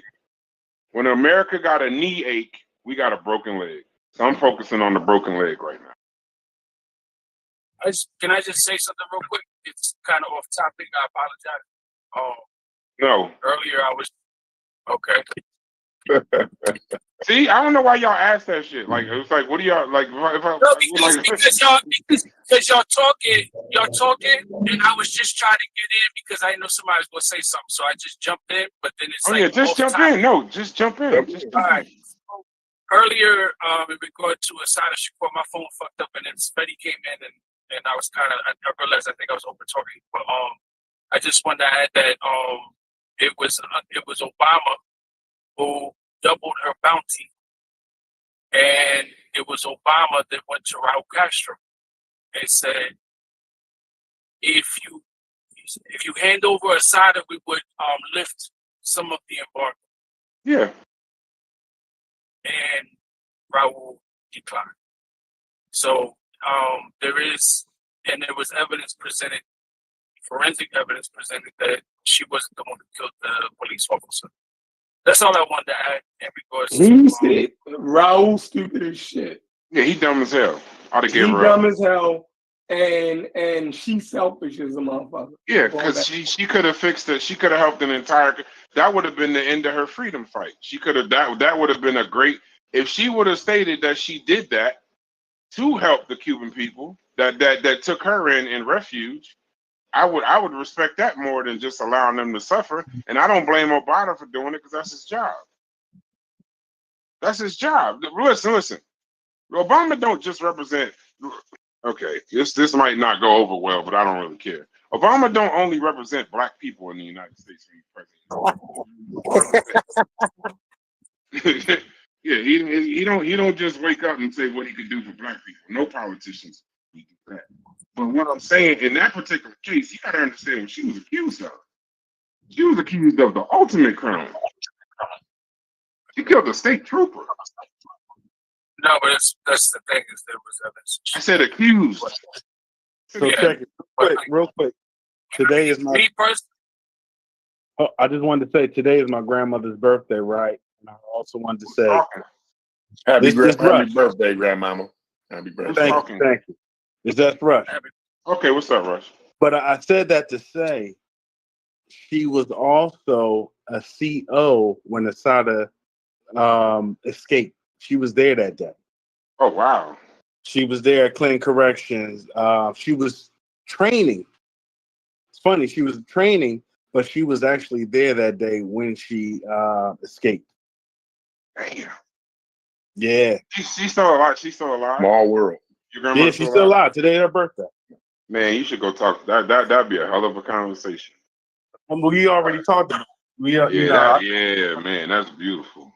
Yeah, she told me she was there. She was still new, and it was just a lot of commotion that day. So, yeah, I just want to put that out there. No, that's fire, bro. Asada Shakur. As a matter of fact, once again, I did it through the chat. But shouts to you, because a lot of times, even us, we've been here yelling and screaming so much, we don't even realize like that there are people that come in here just to listen to this, to take time out of their day. I don't know if we getting them through their day or whatever.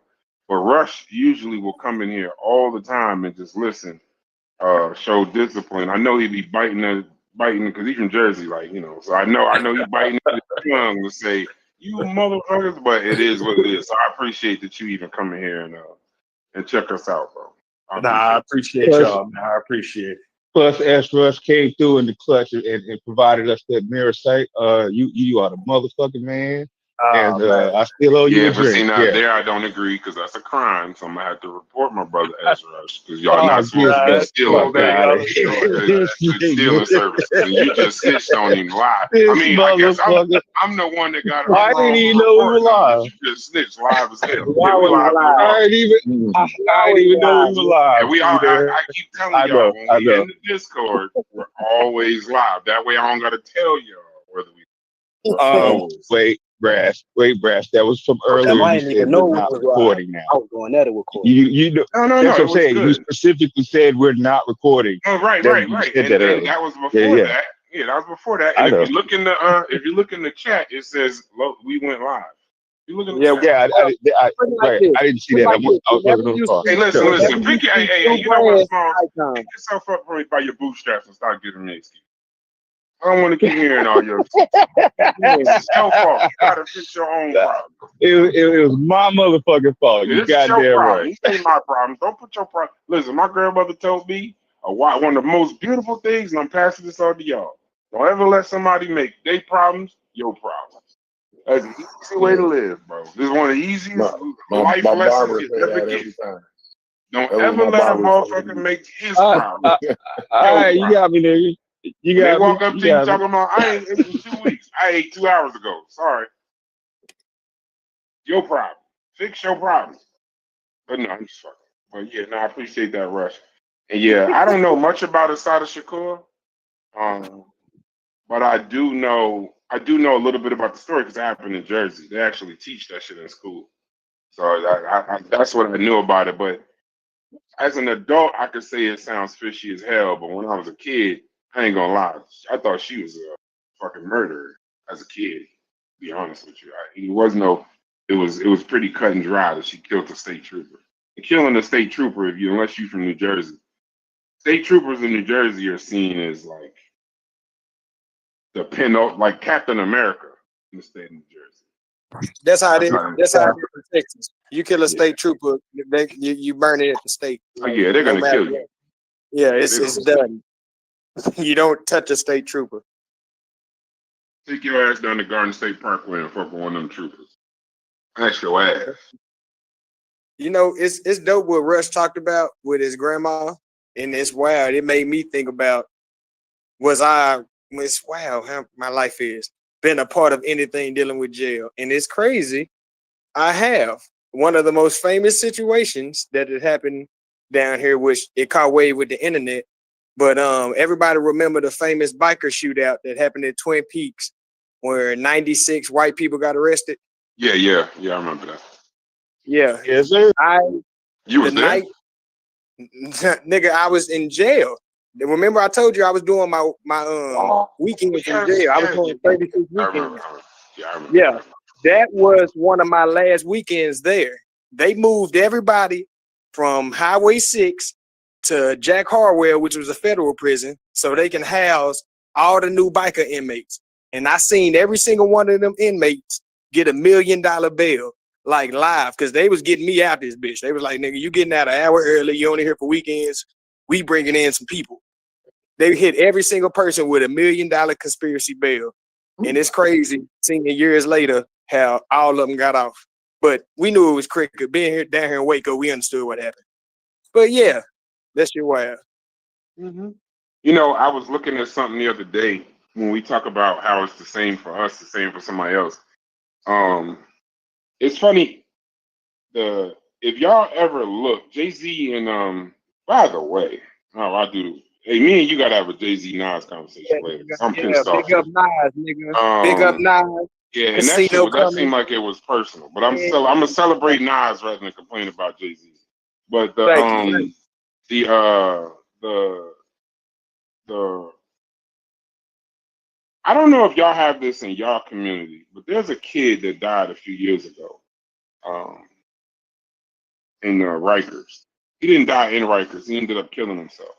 And he did some work in Jay-Z, but he was in jail in Rikers for something with a backpack, something silly. I mean, he's famous. I mean, I don't gotta. This ain't They did a documentary about him. Fruitville Station. No, that's Oakland. No, the kid that was in Rikers Island, he went in there for a bag, and he ended up killing himself. Hanging himself. Yeah, he hung himself when he got home because he was only supposed to be there or whatever, and then they found out that his bail was only like $500. He just couldn't afford it. And then they did a sweeping Jay-Z brought up the issue in New York, and I never knew that there was a bail problem. It's something I'm a part of now, but if y'all can get that kid's name, I'll just say his name, but that Jay-Z and Meek Mill and them and the owner of the Sixers, they started doing bail reform. And I'm like, why are they focused on bail reform? What's wrong with the bail system? And they were saying that even though, black people are more in jail than everybody else, okay, we get it. But that some of the people are in jail for bails as low as $30. Khalif Browder, you said? Yeah, Khalif Browder. That was his name. Yeah. Some of these people are in county jail for 2 years, 3 years because they can't put up $30. And they and they set the court dates, you know what I mean, a year down the line because the court system's so packed up. You know what I'm saying? Yeah, and these are for silly crimes, Corey. Backpacks and just walking. Caught with a joint. You know what I'm saying? Yeah, got a joint in your hand. Your whole life fucked up. Yeah. Now, I want y'all to take your own. Well, I say some of y'all need to go. Take your own life. And now walk outside, and I want you to imagine what your life would be like if you got locked up for 6 months.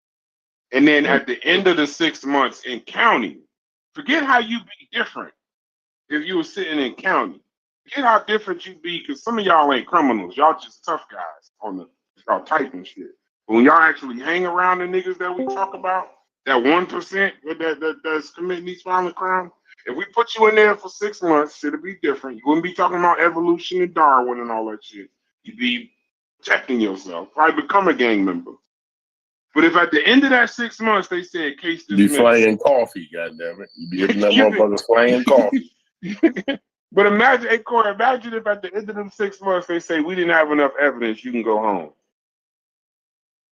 What would your life out here be like after them 6 months? You probably lost everything, lost your job, might have lost your lady. You didn't turn into a criminal now. And now you're a real criminal. Yeah, you different. Yeah, you've been around criminals for 6 months. You might have PTSD for the rest of your life, bro. No, it's not even about the jail experience, right? When you come out and you ain't got shit, not you dead to survive. Now you a criminal. Yeah. You think I ain't going to get a pack? With no trust. Because you're going to say, fuck it, if I'm going to go to jail, I'm going to jail for real.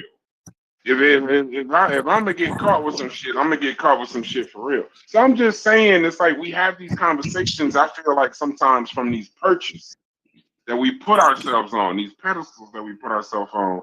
But nigga, this could be you, bro. This could be this could be you. But that Khalif Browder shit let me know. There was a mental there's a story of a mental that's how poverty being poor is a crime in America. Being poor is a crime in America. You know what I mean? That's an issue. That's not. And the wild part is, y'all might think it's wild for me to say, but that's not just a black thing. It's American. It's American. It's overwhelming. It's everything is exacerbated in the black community, though. You see what I'm saying? Especially because we over policed. Yeah. Especially because of the fact that we over policed. But poor communities are over policed altogether, though. But you know what I mean? Them white people in the Appalachian Mountains, them white people up there in the Appalachians, you'll be surprised if we had any of them on our channel. Them motherfuckers would be talking about whitey just like we do. They'll be talking about the systems and structures and all kinds of shit just like we do. They call it the man. It's a crime in some places to even feed the homeless.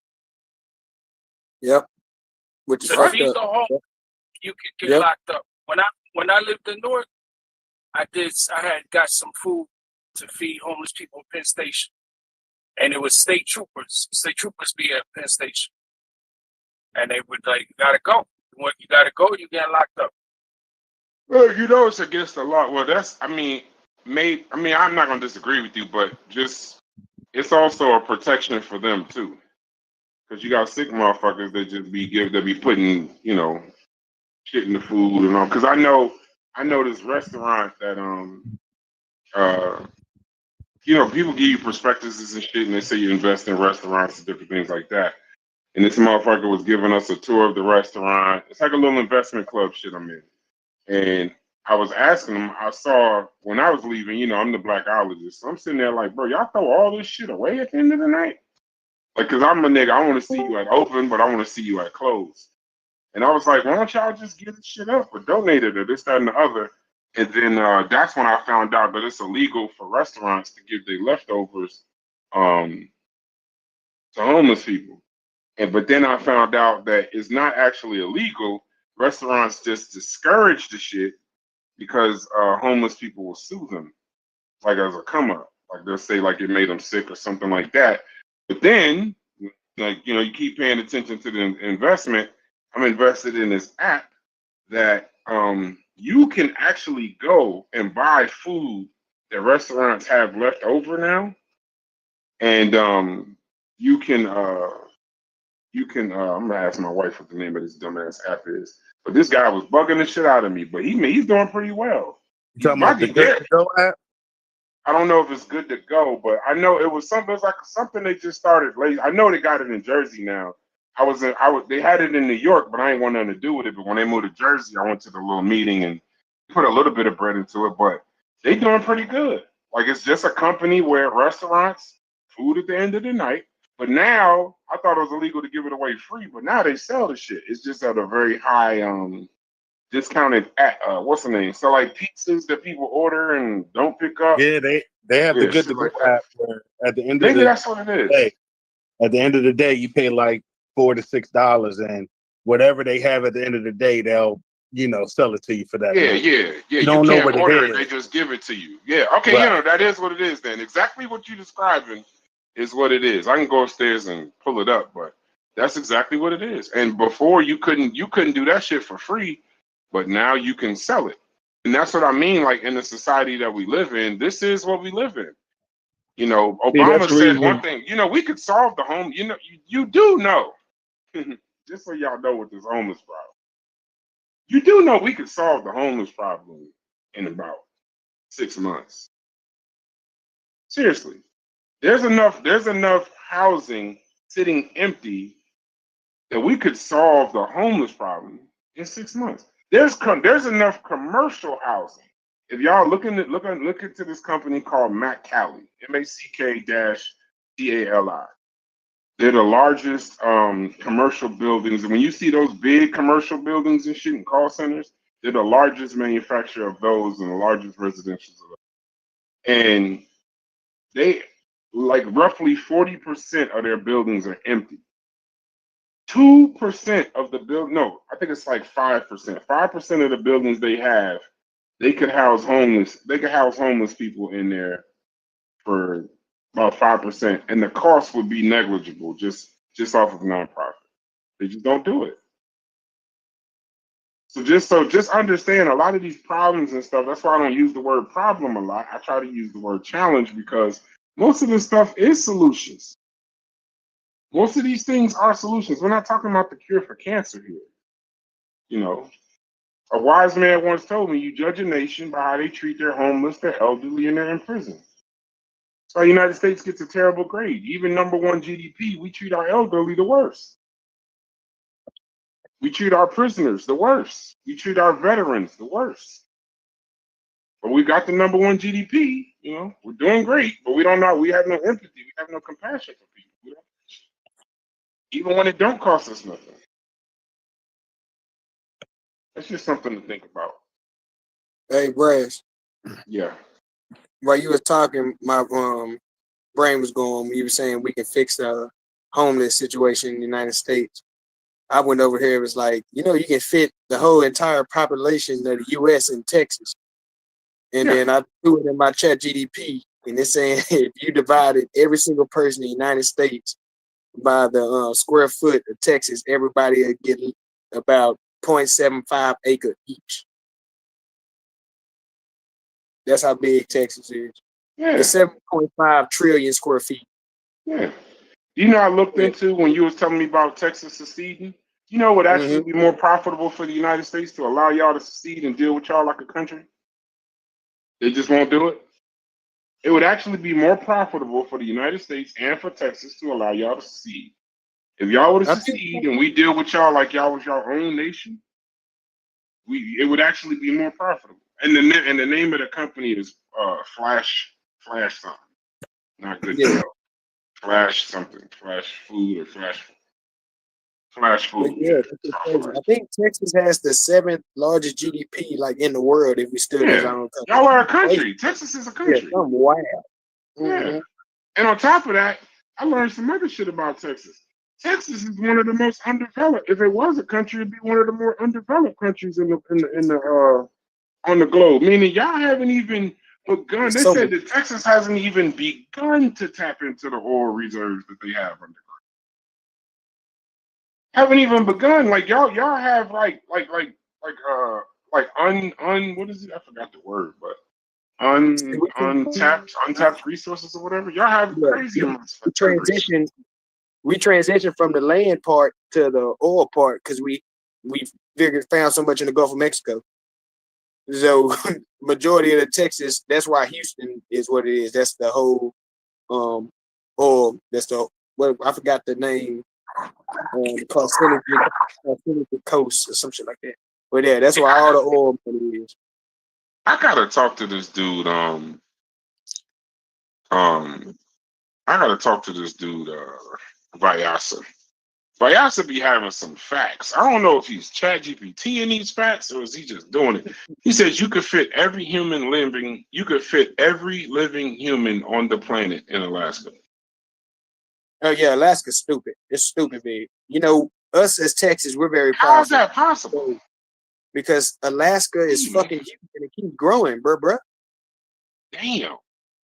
Yeah, we got mad when we bought Alaska because it took over Texas being the largest state. We was like, it's some bullshit. Rich nigga problems, bro. You gotta love the United States, bro. You gotta love the United States. It'd be funny, DQ, the conversations I have in here, and then I get off of here, or somebody call me, and we start having a separate conversation, and it's just to listen to the shit they complain about versus the shit that we be talking about. I just be like, man, this is. Well, because niggas be like, hey, what you talking about? Nothing. You know, like, nah. No. It used to be wild because that was an aspect I used to say back in college. When I was smoke with my black homeboys, we'd be discussing our problems and shit. When I smoke with my white boys, they'd be discussing what's the next fun thing I'm gonna do. Yeah. And it's like two different dichotomies in worlds.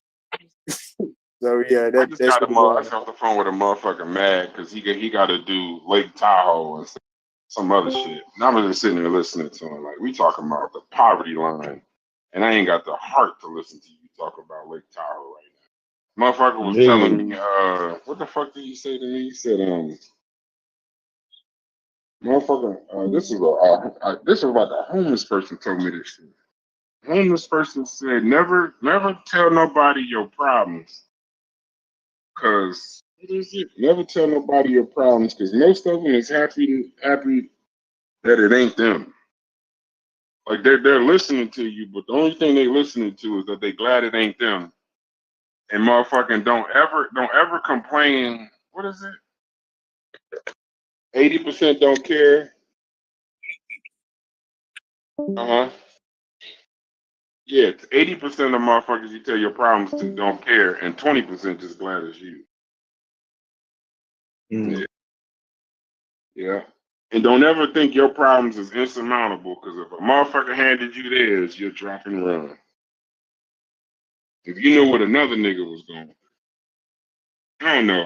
This is empathetic. This is empathetic, Brad. I'm probably being a little bit too nice today. I'm probably clutching my pearls just a little bit too much for y'all. Nigga, I just don't be telling motherfuckers what I be talking about on Discord because without context, it sounds fucking wild. Like if you don't know how we got this Corey conversation, and Shep need to talk it out, man. They need to talk it out. That's what it sounds like. But it sounds like it's Smalls was about to say some heartfelt shit, and you just cut that nigga smooth the fuck off. That nigga Smalls was about to say some heartfelt I thought he was done. And that nigga Fetty said, man, fuck all that. Corey and Chef need to sort their shit out. He said he said something dealing with context. I ain't even hear what the fuck he said because you started. So how the fuck you speaking on what he said? Yeah, I didn't hear what he said. I didn't even get most of that out. No, Fetty, all I heard was he was about to tell, he was saying, yeah, man, I don't be wanting to tell my problems. And then all I heard was, Corey and Chef need to work that shit out. That's all I heard. Yeah, Fetty's cool. You just might have a Fetty. It just kind of right. Then maybe you got a delay. It's a delay. It's a delay, Fetty, because I didn't even get both of the sentence off when you came in. Yeah. You probably, but it ain't always your fault. It probably is a delay. It is a delay. Yeah, it's not your fault. Just because you don't, okay, Chef. Just because you don't hear it doesn't work like that. It don't work like that. Just because you don't hear it. If the bit rate gets too crazy, if the bit rate gets too crazy, you like Corey might not hear none of us, and he'll just start talking, and motherfuckers get upset. That's how I tell y'all, stop getting upset when somebody cut you off. They can't always hear you. They don't know. Right. Like. As a matter of fact, earlier today, I'm a truck. I'm gonna use it, stepping on. That's what we call it in trucker terms. I was stepping all over Brass earlier today, and that was the bit rate. Yeah, I know, but I don't like the way that sounds. It just means I'm talking at the same time you're talking. You were stepping all over like Fetty or something. Stepping all over this nigga. Hey, I feel like you disrespected me right now. Once I start feeling disrespected, I gotta defend myself. I don't want to do that. You wasn't stepping all over Brass. Ain't nobody ever in this. Yeah. Okay. I feel you. I was cutting Brass off community means by accident. right. I was cutting Brass off by accident. What does stepping mean in your community? Like fraternity?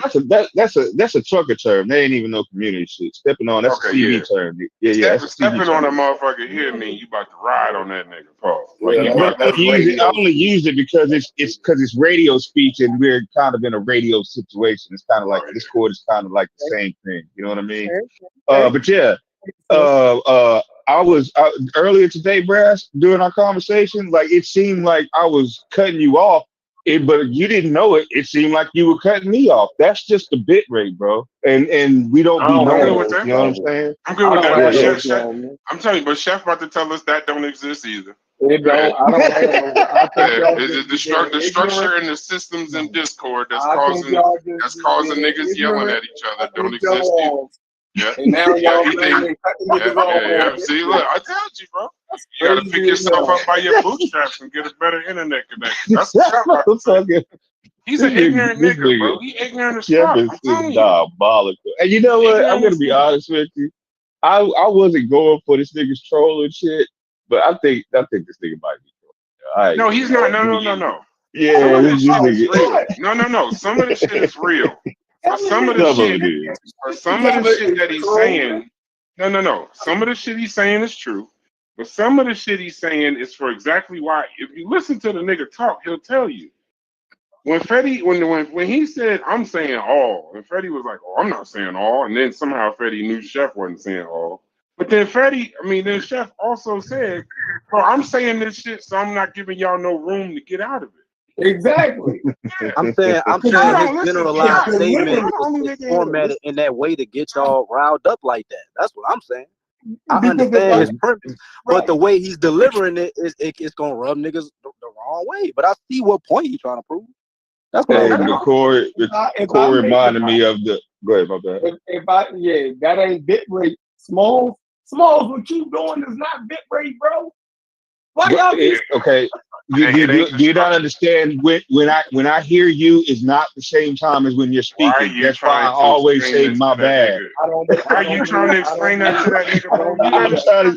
Bro, you done You're said in it 3 California, times. you're in Baltimore, Chef. Like Yeah, you done it's said not it the 3 same. times. No, we Bro. on the You said it internet. 3 times. I said it twice. He ain't trying to understand, bro. Stop trying to explain shit to Chef all the time. He don't give a goddamn. He don't Yeah, the care. second I heard your voice, I stopped talking, Chef, because I'm like, oh shit, he must have been talking before me. Like I happen to know, so I'll shut the fuck up. Here you go. Some won't know and they keep talking. And you know what he about to tell you? Pick yourself I up by don't your believe bootstraps and get a better internet connection. Bro, you ain't listening. Brass is actually talking and communicating with you while you're talking. Like he's bigging up what you're saying as you're saying it. It's no bit rate issue right there. Are you crazy? No, we're not crazy. You're right, bro. As soon No, as you got it, Chef. crazy, you responded. Like right on. There's no. I'm not lagging, so I don't know what y'all doing. Y'all making shit up. You ever heard this statement, the death of I? You ever heard that? When you're in sports, when you play sports, it's called the death of I. You have this thing where as long as it ain't happening to you, it ain't happening to nobody. No, I swear to God, bro. I've never heard somebody say, well, I hear y'all, but that shit ain't happening to me. But then if you finish the sentence, you be good. But then you go one step further. I don't know what's happening to y'all. That shit ain't happening to me. Then you say, that shit ain't happening to nobody. Hey, Brad, because I clearly said that the delay was on my end. That's why I apologize for it. Bro. And you're still explaining. Just let it go, bro. We need Haskell and Sirius B. And Corey R. Them the only niggas that could kill Chef, bro. I'm telling you. No, they the only DQ. For the past couple of days, have you been trolling or are you serious? I'm dead ass. He gonna tell you the truth. I'm dead ass. If you think black people can't fix their own problems, I don't even want to talk to y'all. Like, that's crazy. That means we ain't got a chance if we can't fix our problems. That means that our shit is contingent on motherfucking white people. We don't got a shot. He said, that's crazy. That nigga entered the pan after the thing. This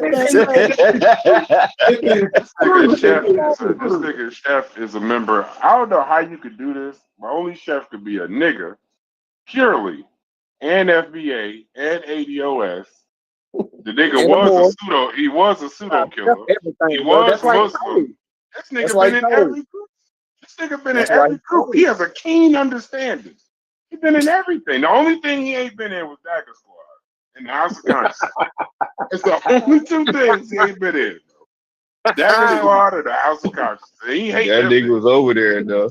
He was on the panel, though. He's close. He on the panels, goddamn. Yeah, this nigga he's a Renaissance man. I never agreed with them niggas. I know, but I promise you. But you know what? But if Sadetta saw me and you walking down the street, you say, "Hey, Chef, who is that nigga?" He knows who you are. Bro.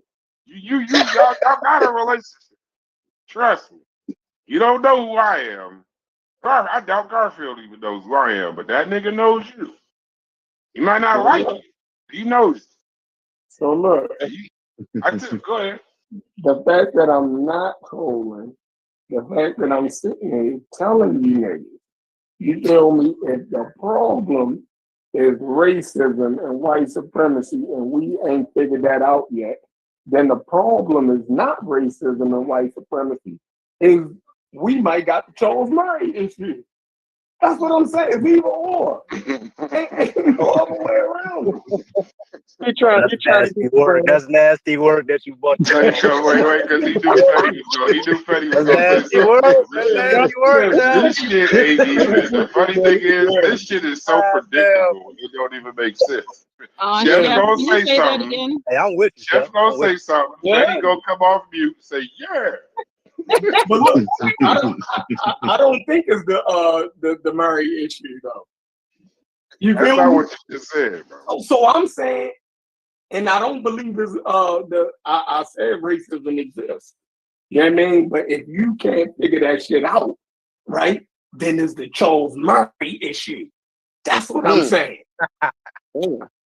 Damn. Out of pocket, man.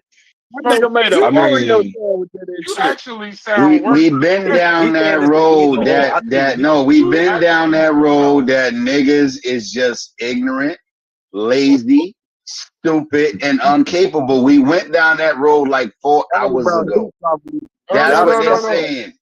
So hold on. No, we're disproportionately by the data fucked up. That's it. Right? That's it. We're just disproportionately fucked up by the numbers. Not proportionately, which would go across the board for any nationality, race, income group, education level, doesn't matter, right? There's a proportion of that group that ain't gonna make it. But we're disproportionately fucked up because we're what? Black people. That's what Chef is saying. Or not recognizing he's saying that. The numbers are disproportionate. So we're extra stupid, extra lazy, extra low IQ. But we've been here longer than most of the groups, that are doing better than us. Been here the longest, we know the least. Right? We the laziest, and we still here. We the worst, and we still here. You'd have thought people with our traits would have died off. Would have fell below the belt and just fucking disappeared. Nope. We're extra fucked up. So, since we are, and that's what the data says, who's telling their children that? Who's telling younger people that? Who's yelling that outside? Nope, we all yelling it's the system. No one's teaching their young people that. No one thinks that on the way to work. On the way to work. So that's the original question. Are we disproportionately fucked up individuals or not? The numbers show disproportion. We ain't dealt with that yet. What I said earlier, single parenthood, drug use, lack of education, that's in proportion to any other group. But the disproportion, I'm going to keep saying it. That's what a DIS means. Something is not right. So either we're more fucked up than other people or something else is going. Mm-hmm. But someone on here, somebody got to pick a hill to stay on. I think y'all trying to have a serious conversation with Carnivorous. And that nigga is ducking, he's dug in. Sometimes you just gotta allow a motherfucker to be dug in, bro. Chef is intelligent as hell. Carnivorous is crazy. So it's like when you're having a conversation. But he didn't answer the question though. He didn't say we're disproportionately fucked up. He said some individuals are. Some people we may know are, or some people we heard of are. I don't even understand. But when it comes to the data, now hold on. The data shows it's disproportionate. So there has to be a reason for that. Either we're fucked up or there's something else going on. It's simple. Just say it. We're more fucked up than everybody. Lazy. We don't understand math. We don't understand economics, the legal system. We don't understand none of that. And how long we've been here? In this country, watch people come and go. Come, do bad, do good, then do bad. We've been here just as long, pretty much, as the Europeans been. And we don't know shit. We ain't figured nothing out. We ain't tried everything. Get the fuck out of here. Just say it. We fucked up. If that's what you think. But when you say all of that, I just want to be clear. So you understand my and I hear you. And his response to you was that impassioned, intelligent, statistically correct statement. His response was, I don't understand. I think y'all trying to have like a genuine conversation with a motherfucker that's not trying to understand what y'all saying at all. He's not hearing y'all. No, they're having individual conversation about their pet peeves about black people that they know, black people that they had interactions with, black people they suspect of just being an outright fucking bum. You can hear it in their rhetoric. It's a personal issue. Because you can't show across the board that the group has not done every fucking thing according to American culture or tried every metric and means. They can't show that. And there ain't no numbers saying we're more lazy, more fucking stupid, more prone to criminal behavior or detrimental actions to our own livelihood, our family's livelihood, and our kids' livelihood. There ain't no numbers for that. Yes, it is. We're more prone to shoot. No. Show me the numbers that show we're more lazy. No, stop. No, let's deal with it one by one. One by one. Show the numbers that we're more lazy and less likely. No. Let's just deal with employment. Let's deal with employment. Don't fly. No. Let's deal with employment. Employment. Let's deal with employment. I don't need to worry about Let's deal with employment. Let's deal with employment. Show the numbers where we're less likely, hold on, to seek employment, right? Maintain employment and gain beneficially or detrimentally from that employment. Show the numbers that we don't do that. I can show that us on the average level, on a group show the numbers that we don't seek employment. I gave you a definitive one. I show the numbers we don't seek employment. And you talking about jobs. He's talking about the numbers we don't seek employment. Yeah, I know, but y'all just keep saying the same thing. But what are you trying to? What are you looking for exactly, Hicks? What are you looking for exactly? There's no data on their side that we're more lazy, stupid. I don't care about that. And fucked up. There's no data on the group average. We average at 85 to 90 in IQ. Show the data where we don't seek employment. That's a fact. Gainful employment. Show the data. Yeah, no, they're giving you. I think they're giving you answers though. I think they're trying. Go ahead. Go ahead. Let them talk. When they start talking, let them talk. No. They're going to tell. Hold on. I just want the audience to know. They're going to give us data that show that African Americans don't seek gainful employment. Okay, go ahead. I didn't say that. What? I'm confused. That exists. There ain't none. Now I was quiet. There ain't. Right. You really, again, you asking questions you probably don't know based off simple question. Show the data. Now hold on. No. Because when I was quiet, he didn't say nothing. Let's clarify the question. Show the data. Show the data where African Americans don't seek gainful employment. You just talking about employment. Nobody. Okay, so hold on. So you don't have none. So you don't have none, right? So stop right there. Stop right there. We talking about employment. No, we talking about employment. Is there data that you have? Is there data that you have? Is there data that you have that shows African Americans don't seek gainful employment? That wasn't the argument I was making, but if somebody asked a simple, then be quiet then. It's a simple question. Chef got it. But he was talking about something completely different though. Chef said he got the data. Go ahead. Go ahead, Chef. I'm not answering that. That's foolish. So you don't have no data. I think Anathema just called me an old lodge Negro. God damn. What? What the fuck? I don't always focus on the chat, right? So something in the chat. Oh shit, they on the soundboard. This nigga said. Let me get all that stuff I put on the soundboard. Sounds like an old lodge Negro. Lodge? Jesus. There is powerful niggery at work here. That's not me on the soundboard, by the way. No, I That's don't know. somebody else. Whoever's on the soundboard, they killing it though. They right on They time. cheating. As long as they know they throwing shit at a throne, I'm good. I'm used to niggas throwing shit. That's cool. That nigga said I'm a old lodge basis Negro.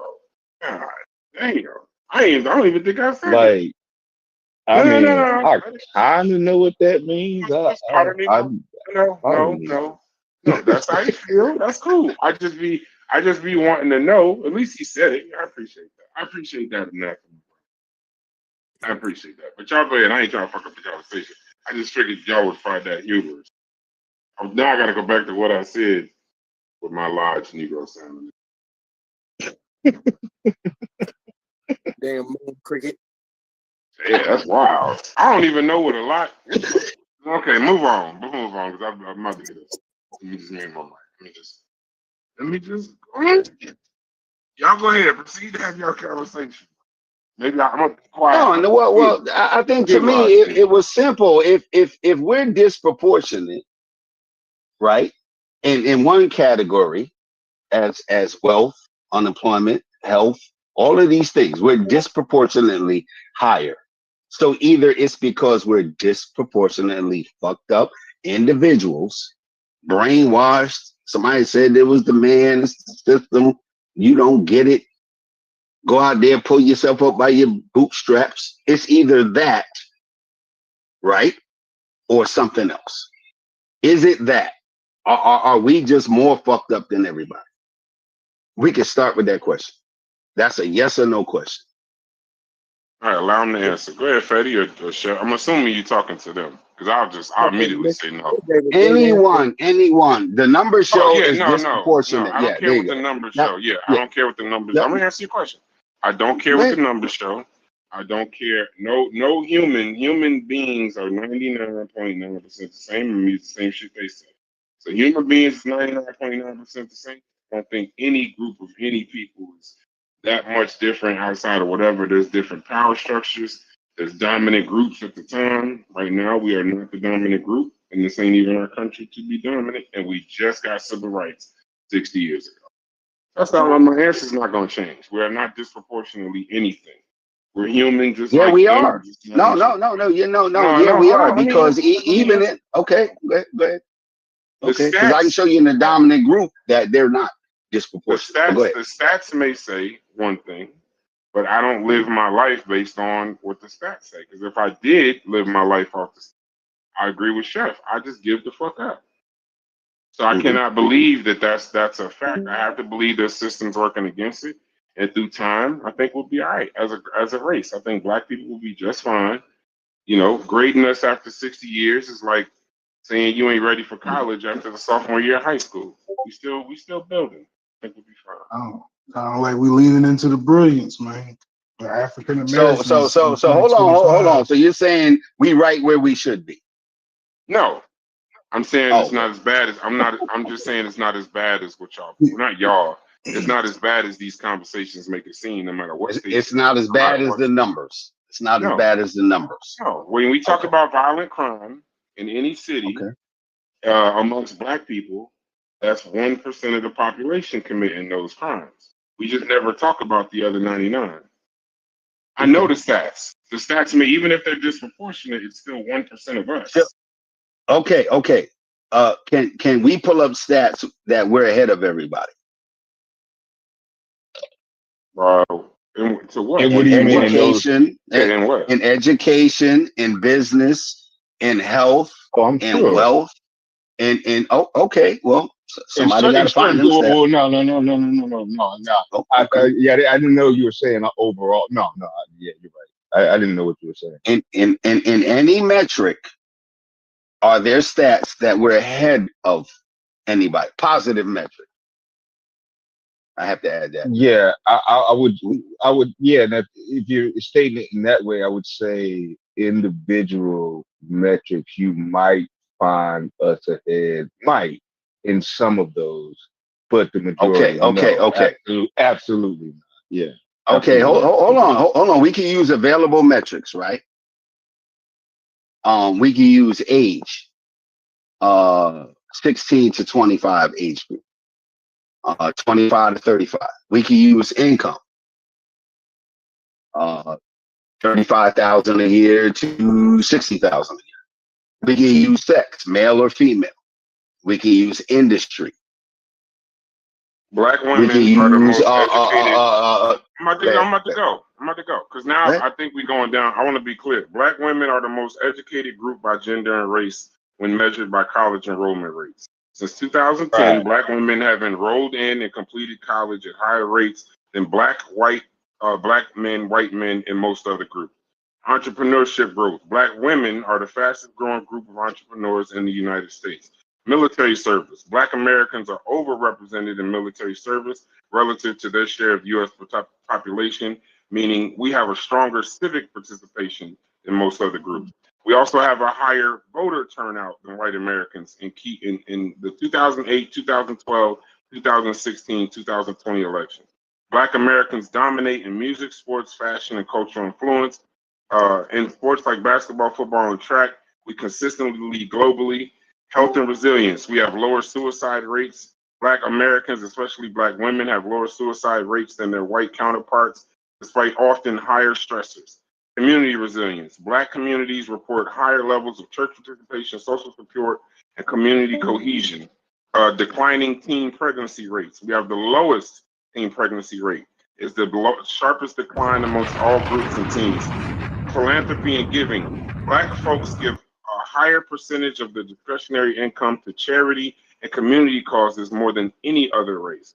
So despite the systemic barriers, Black Americans are ahead in educational gains, specifically women, entrepreneurship growth, cultural leadership, civic participation, and certain health social resilience measures. I will not sit in a chat where we fucking cannot figure out. Hold on. No. Read that one sentence. I thought the in white despite man of hold on. Read that one sentence you said. In despite of, say that again. Despite of systemic barriers. Stop right there. Despite of systemic barriers.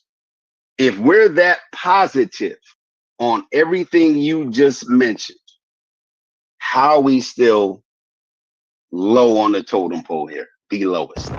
Because once again, you gotta kill yourself, bro. Wait, now something is missing.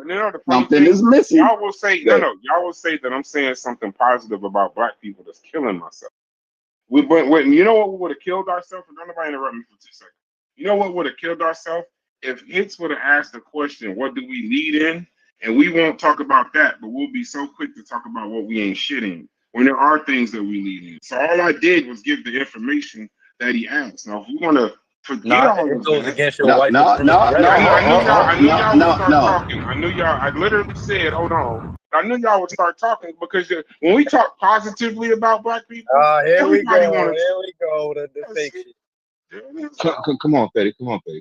No. I said what I said. Now, if you can accept what I said and now say emotional strings. And now say, but Black people ain't shit. See how this goes? It goes, I just said all of that, and then you go, well, then why we ain't shit over there? Or why we ain't shit on this totem pole? Or why we ain't shit here? That's a conversation I'm not gonna have. Y'all can sit here and do that. But I just trust and believe, Hits, when you ask that question, what do we lead in? If I wouldn't have read it, it would have been crickets in a damn near all Black chat right now. Like as if Black people don't lead in shit. I'm not saying that. I'm saying that there are situations in this country, and if we're saying threshold of responsibility to a Black person being responsible, a Black person being accountable, the primary factor that's having an effect on Black people in these United States are outside stressors, not within. It's not their resilience that they're struggling with. They have primary stressors. We understand that. Now hold on. We understand that on our Black side of this conversation. Everything that you just mentioned, we all know. Hopefully we all know. If anybody know anything about Black history in America, we should know. Hold on. We should know some of those metrics, right? That is not what they say, right? Or it's not as bad as presented. or the music ain't as horrible and is a contributing factor as to girls wearing skimpy outfits and dudes pulling their hat down over their eyes. Overall, we do the right thing, or we try to. The why comes in because we're still at the bottom. Okay, so now can I answer that question? So no, hold on one second. That's the gist of a lot of these conversations. If majority of us, which Brass just showed, are trying to and doing the best they can, why are we still at the bottom? It's for 200. Now, hold on. One more word. One more word, Brass, and I'm done. Disproportionately at the bottom. Not just at the bottom. Okay. Every society leaves room for a lower class. It could be handicap, could be age, could be whatever. There's that factors in. But if you're disproportionately somewhere, even doing everything you said, what else is going on? Well, okay, so also, I mean, I know we're gonna boo and hiss at our own people, but just understand when y'all boo and hiss at what I'm about to say, you're booing and hissing your great grandmother and your great grandfather. Because at the end of the day, remember, we're also a group that worked for free for 300 years. No, tomatoes, y'all got tomatoes to throw at that, bro?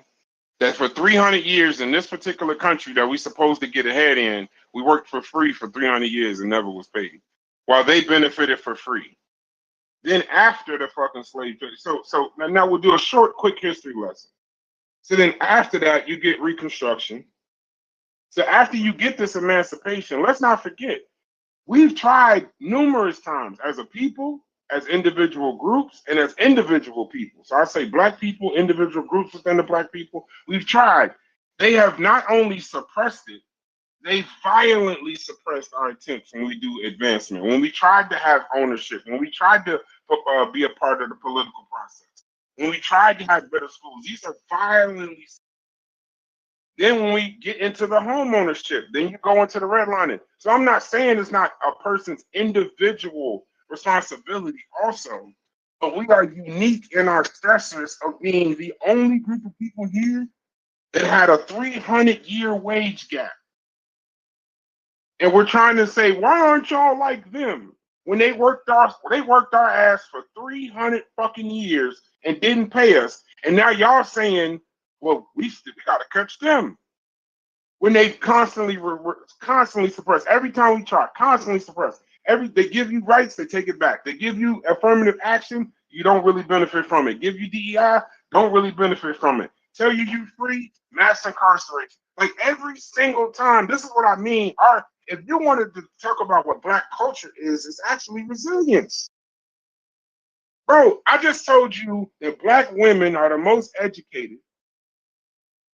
Gender, race, I forgot exactly what the stat was of that group. You know what the other side of that stat is? They're also the largest victims of wage theft in the country. Mm-hmm. So when we keep saying why we ain't doing this, why we ain't doing that, it ain't for lack of fucking effort. Motherfuckers is trying. Motherfuckers been trying. But how the fuck do you replace 300 years of wages? How do you fucking replace 300 years of motherfucking advancement, political participation? How about there was 300 years where you was just property? You was no different than a fucking Xbox to these niggas.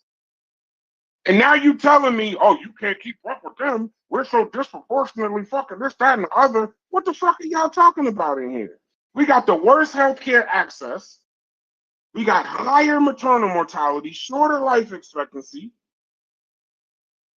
The food deserts. We talking about, oh, well, motherfucker can eat healthy. He lives in a fucking food desert. So when I'm just saying, while y'all talking about all this, I'm going to land my plane. When y'all talk about all this, pick yourself up from your bootstraps and we can figure it out and why we can't do this and why are we that. I just want y'all to always remember we've had rights for 60 years in this country and we worked for free for 300 years and just became human. We weren't even humans at first. When they drew this Constitution that we love, We was 3/5 humans in that. But y'all keep talking about why we can't do this and what we can't do. Celebrate what we have done.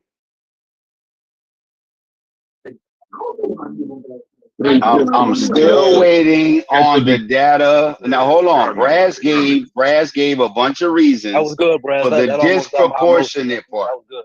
He gave a good reasons for the disproportionate part. I'm still waiting. Had a last word. I'm still waiting on the other side of the table to say why we're actually what Brad said was proportional, considering America the last 300 years. I'm still waiting to hear the reason why we're disproportionately fucked up from the other side of the table. By the way, other than hold on. Other than this is from the chat. Give me 2 seconds. I said all of that. And Anathema's fucking answers. Was what? You niggas are crazy. Okay. Yeah, you went out. Could you repeat that? I just said. Yeah. No, we hear you. I said all of that, and Anathema's response is not all of them receive funding from slavery, as if that makes a fucking difference to what I just said. After this is what niggas the think last about 10 minutes, we laid out accolades of black people. We laid out obstacles for black people. We laid out a lot of shit, history, in the last 10 minutes, not 10 hours, 10 minutes. And I'm still waiting to hear the data or the information that shows we are disproportionately fucked up people. I ain't heard it yet. And if that don't make sense to somebody, ask me a question on what I mean by that. The numbers show disproportionate, not proportional. The shit Stephen Fetty is talking about is proportional violence, proportional single parenthood. I'm talking about education. That's my focus. No. Whatever you call it, that's proportion to a large group in a society. There are things called proportions. Okay, there's room for that. There's understanding. So one child. Now hold on. Let me finish my one. Just let me finish my one sentence. If something, stop. One sentence. If something is disproportionate, stop. Now hold on. No. One sentence. If something is stop. No. If something is disproportional, people are going to look into why. Y'all have not provided the why of the disproportionality of black people's situation in this country. The shit y'all talking is proportional. Crime, education, doing great, becoming a billionaire, 1 in 1 million chances. Becoming broke, 2 in 18 chances. Having gainful employment, 5 in 17. That's all proportionate across the board. You have not provided nothing, you or Fetty, that why we're disproportionately fucked up other than we need to act right and just get them go to work. That's it? That's your fucking data? Yeah. Okay. You can't find that nowhere. Hold on. Let Chef go. We're still on Carnivor's podcast channel. Let the niggas speak. No, I agree. Listen, sometimes the answer is so simple that niggas just don't want to accept it. You know what I mean? Yeah. Go to school, get good grades, go to fucking work. What else you want to hear? It's just that simple. But it's hard for you niggas. I'm going back.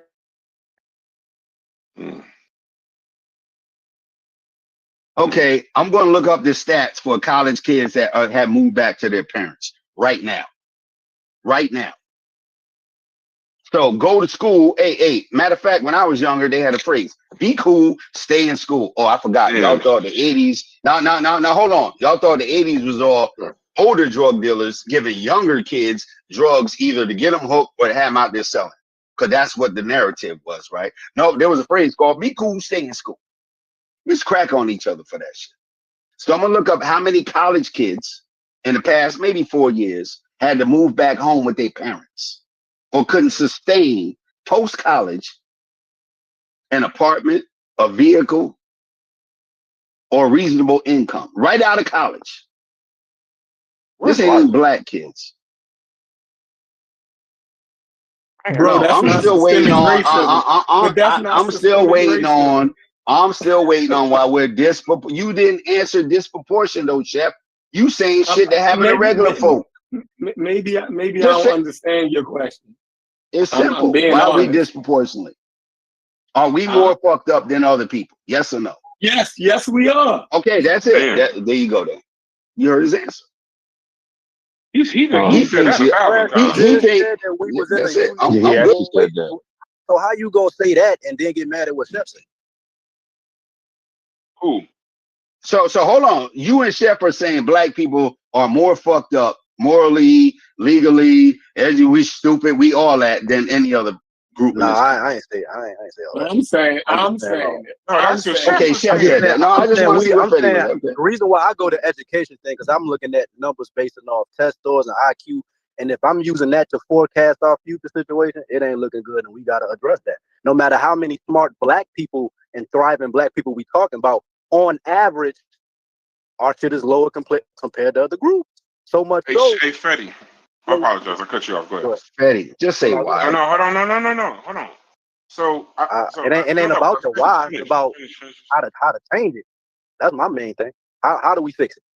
And you know why? So listen to this. No. There is a why. No. I'm saying we argue over the causation, but it still has to be addressed. It seems like when somebody addresses, just simply addressing it, not even talking about the why. You don't know what you're addressing, and why it does matter. So you can address the correct situation. No, I'm saying regarding what I just said.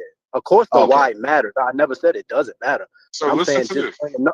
Okay, go ahead. I want to say the why. I'm talking to you directly, Freddie. Tell me if these stats. So I'm trying to keep it into a stat conversation when I talk to you, because that stats is something that'll move you more than just compassion or whatever.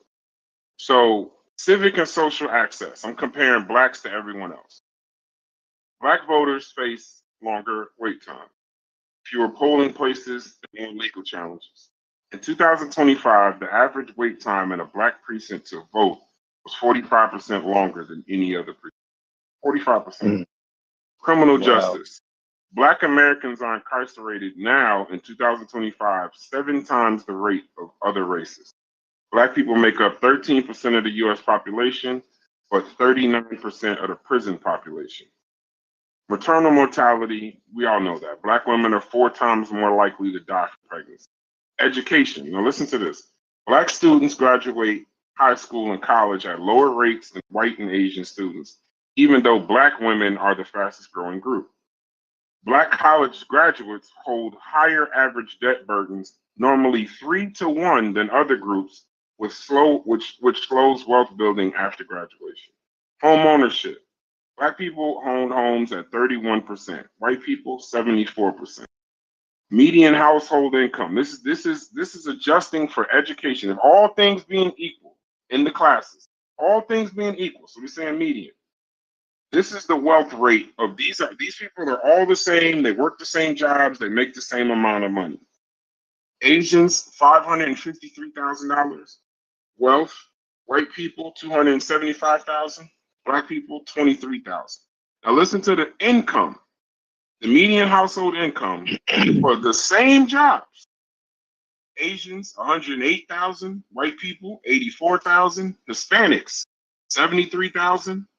Black people make $43,000 for the same jobs now. Yeah. Oh shit. This is for the same jobs. So when we have these conversations, right? I'm gonna land my plane on this. I don't believe that shit. That's fine. If the struggles were only about class, you'd expect poor whites and poor blacks to be about the same.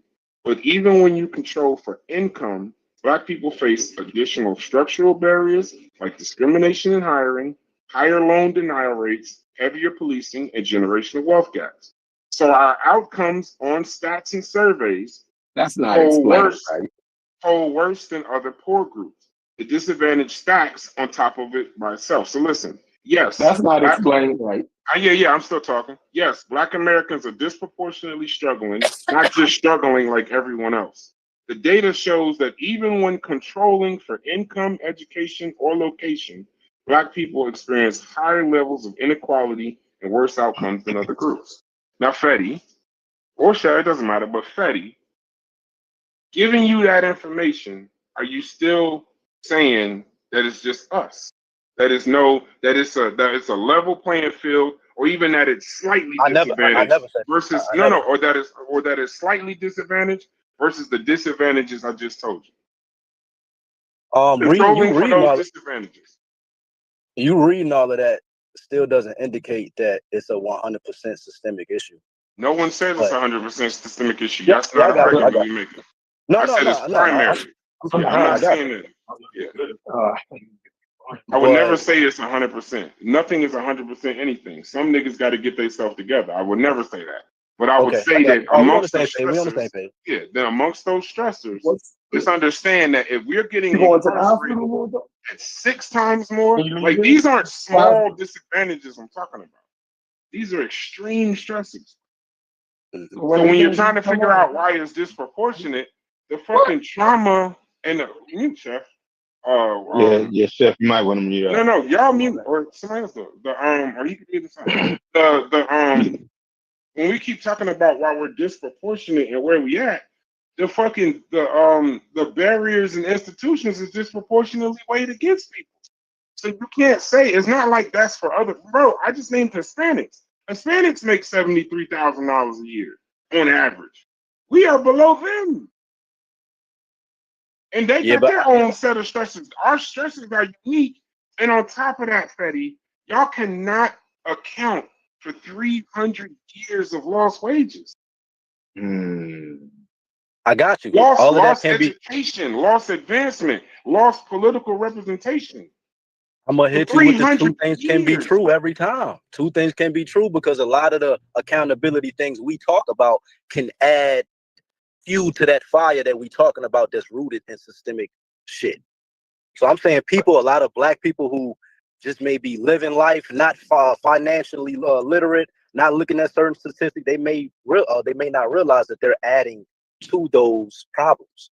So I'm saying, yes, something can be fucked up, but there are things you can do to change that or make it a little better. So when you talk about those, I can't give you an estimate. I can't give you an estimate if it's accountability / systemic racism, but I know it's both.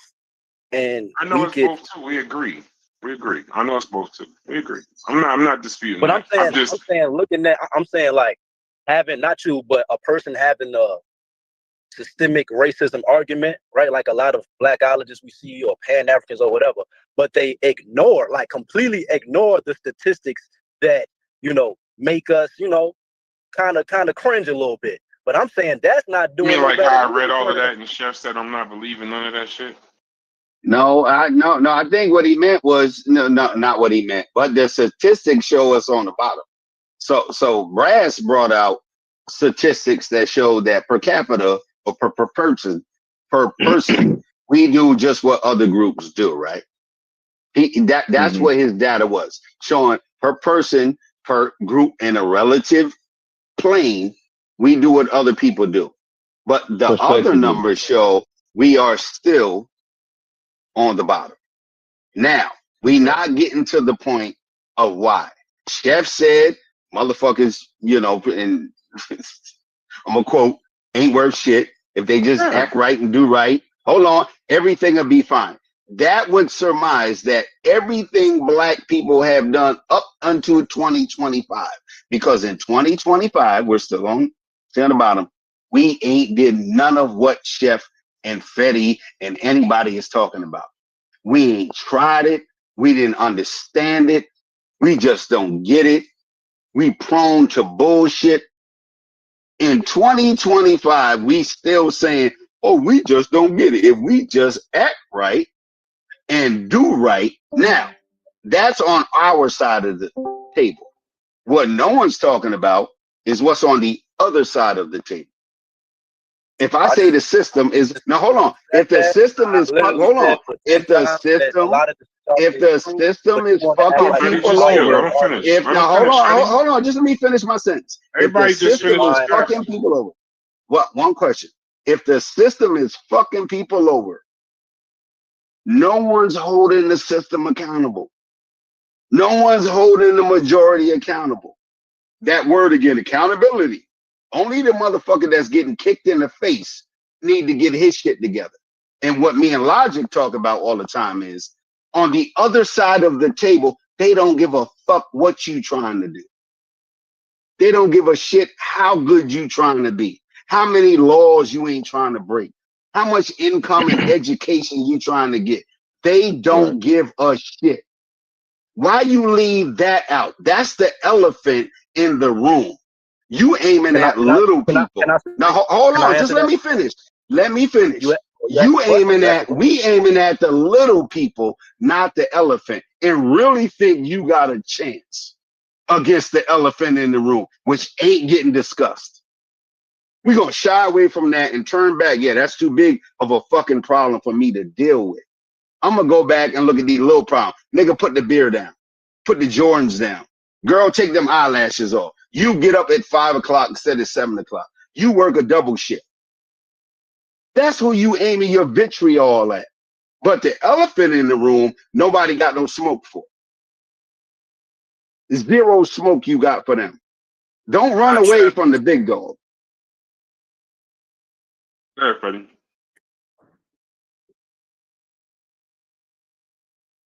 You're on mute if you're talking. Yo, can you hear me? Yeah, you good now.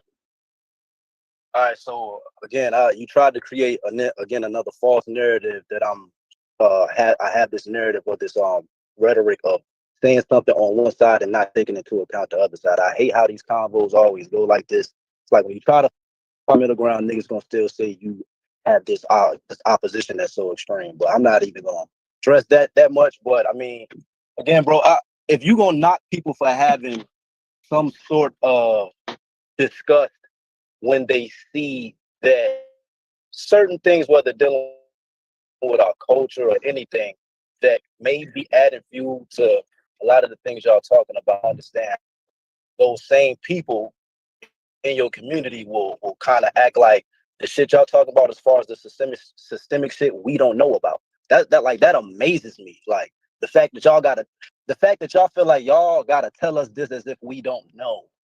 Like that shit is a mind-blowing thing to me. But again, like it seems as if whenever somebody tries to hone in on African Americans and a lot of the shit, again, we can do to help the problem. Niggas ain't trying to hear that. And I want to say this one thing. You also got to acknowledge, like Booker T. Washington said, all of the systemic shit y'all talking about, there's an industry and there's people in high positions that is using that to keep you in that same position because that's going to keep their job in money. So that's the only thing I'd say. Well, this morning, and I hear what you're saying, right, Petty? This morning, I actually said that Brass was gonna present some of the same things that he was speaking of a few minutes ago. You know, the wage theft, That's cool.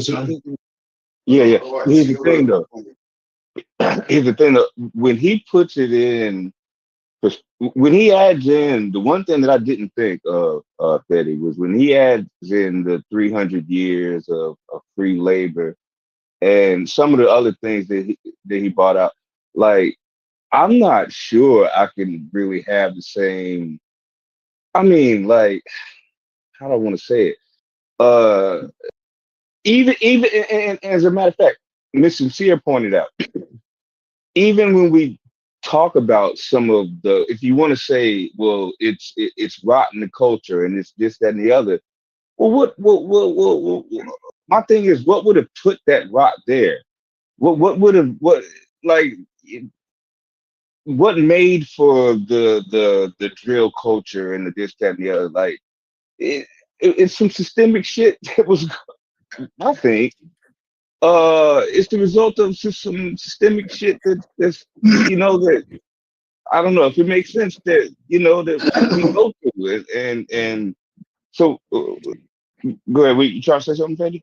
You know what though? You know what? I may have too much faith in black. Look, it's kind of hitting me like reason why I care about things like the bell curve and certain statistics that I see trying to fit. Maybe I have too much faith in black people, bro. Maybe I should take the rhetoric that, we have this system that's weighing on us and you really can't do nothing about it. It sounds like y'all saying that we handicapped and we inferior.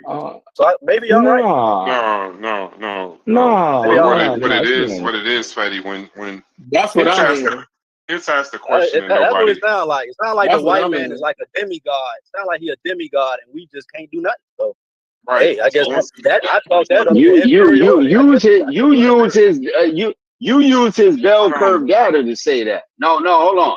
Betty is the particular one that used the bell curve data to say that. So how the hell are we? I don't know. No, hold on. No, you said we're saying the white man's thing. No, you brought all the white man information. Don't forget what you brought. You brought the bell curve white man data. You brought that. Don't push that off on nobody else. Because I got the balls and the mental fortitude to talk about shit you don't. Yeah. Oh, now it takes balls to somebody else do it. Oh, they just bringing the white man down. I don't turn the blind eye. I don't turn the. Yeah, no one is. I got the. No one is. Yeah, stay on the. No one is. You still ain't proved the why. You still ain't answered the why. Yeah, because you can't. You or Chef can't answer that. Other than saying we more fucked up than everybody. And no one believes that. No one believes that except for y'all.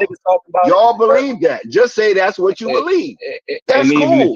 Even if you were to say we're more fucked up, but Hits, even if you were to say that, they ain't even gotta prove it. They can just say it. They ain't even gotta prove it. They could just say it. But what's the cause of it? Analytics all day, but don't look at ours. No, we ain't doing wise, Smalls. Remember, we ain't doing wise. We ain't doing wise. We ain't doing the how. We need to know. They just talking. They ain't got no data to prove that. They just saying that. None of the books I read. They ain't saying that. Yeah. Okay, sure. So you should have an easy why. Why? I'm not against. Hold on. Fetty read a whole lot of books.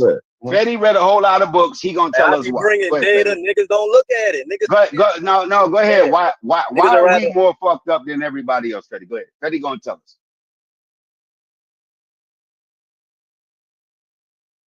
I mean, because my thing at this morning Hits, I was just like in 2025, like I was really Betty knows why we are more fucked up. He said he read books on it. He been dropping knowledge. Tell us why we're more fucked up than everybody. Betty got it.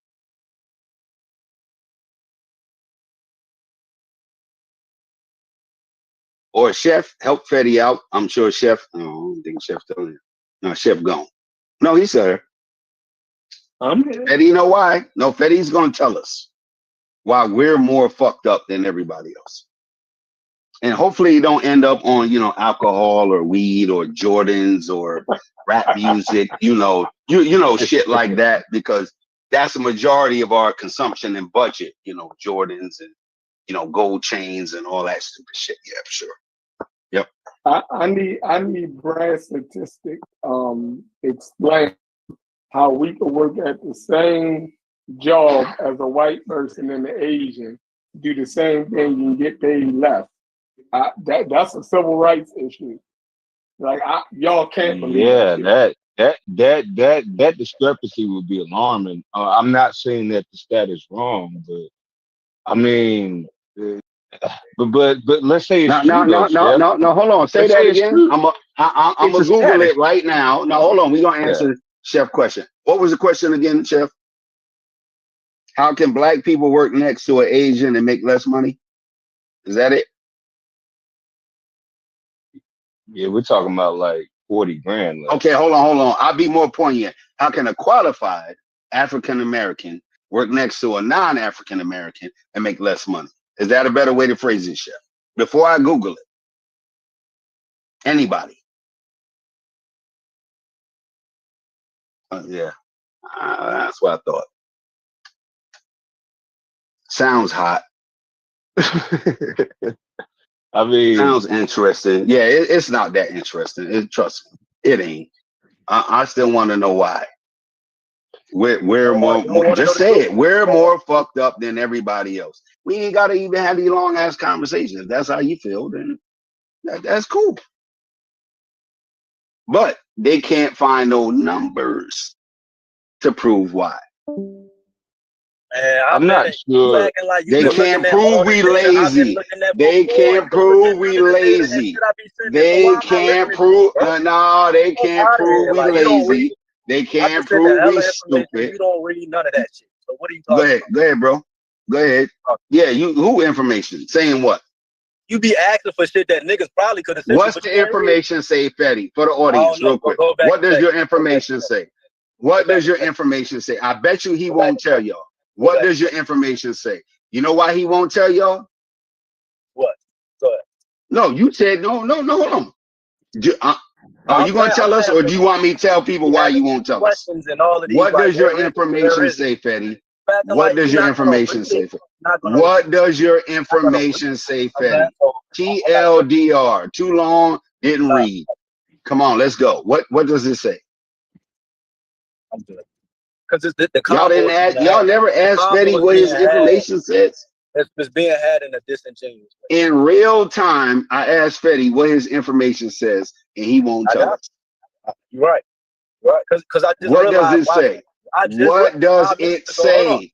5 minutes ago, I just said, all right, I'm throwing in the towel. It's over. No, what does your information? But you just jumped back then and said, I'll present all this information. Y'all don't read. What does it say? There are statistics that you can forecast and show, like, as far as things that we care about. There's a direct correlation with it. And if we don't change these direct things, then the problem is going to get worse. But that's been my main, premise. Okay. But I agree. What do we care about? That your data shows that we care about, I'm assuming, certain things more than others. What does your information say we care about paramount? Now, it's not necessarily like having a statistic saying we care about football. Yeah, I was gonna say no. Hold on, not Fetty talking. Now Fetty talking. No, I'm saying you asking the statistical data for shit that I know based off being in my community, bro. Like y'all be forgetting that we black, my nigga. Like no. I was going off the information you presented. Let's just deal with the information you presented. That's what I'm saying. Yeah. Let's just deal with all that. I was saying is that you can't really find a statistic like that explaining what do black people like.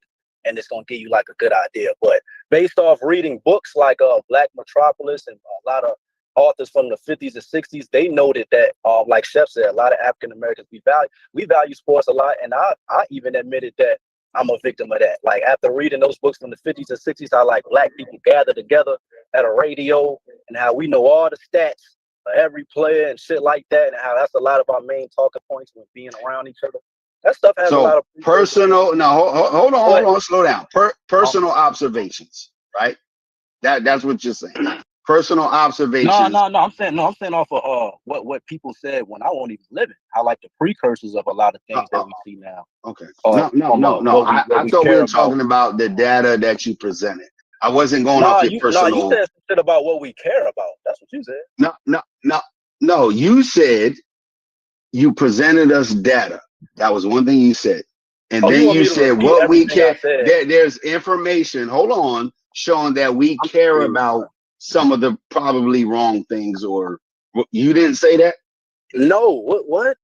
I'm saying things we care about. Okay. No, the context was me saying what we care about is like educational attainment. Like you kind of messed up. Oh, you misinterpreted. Okay. Stop right there. Okay. Do you have information showing that we don't care, or hold on, or less care than somebody else about education? I never said that though. I just clearly showed you how. I said the data, like things that we care about, like there are data. Hold on. Let me. There you go, y'all. God, no, you said it. You said data. Based off statistics. We cared about education, bro. Let me finish. I'm saying Asians and whites. No, hold on. He said it. I'm saying things that we care about, such as all of us, educational attainment, your future finances. You misinterpreted what I said by caring about. That's why I'm like, why are you talking about data? Okay. Let's just say you're right. Why? Now hold on. Let's just say you're right. Why did you bring up that word data? You just said no. Hold on. You just said data. Stop it. He just said data. No. Chef, mind your business. Anybody else listening? Hold on. Betty just said data.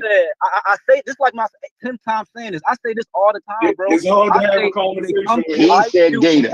Education. There are direct correlations to things that humans care about. Humans. Oh, okay. Like, bro, what the hell, bro? I've been saying that. No, you said data. I didn't bring up data. You brought up data. No, again, I broke down how you misinterpreted what I said and you jumped the gun. I wasn't talking about data correlating to what we care about, like in the definition sense. But yeah, it's a miscommunication. Okay, Chef. Yeah, you're right. Go ahead, Chef. I'm sure. I can't. Chef communicating clearly.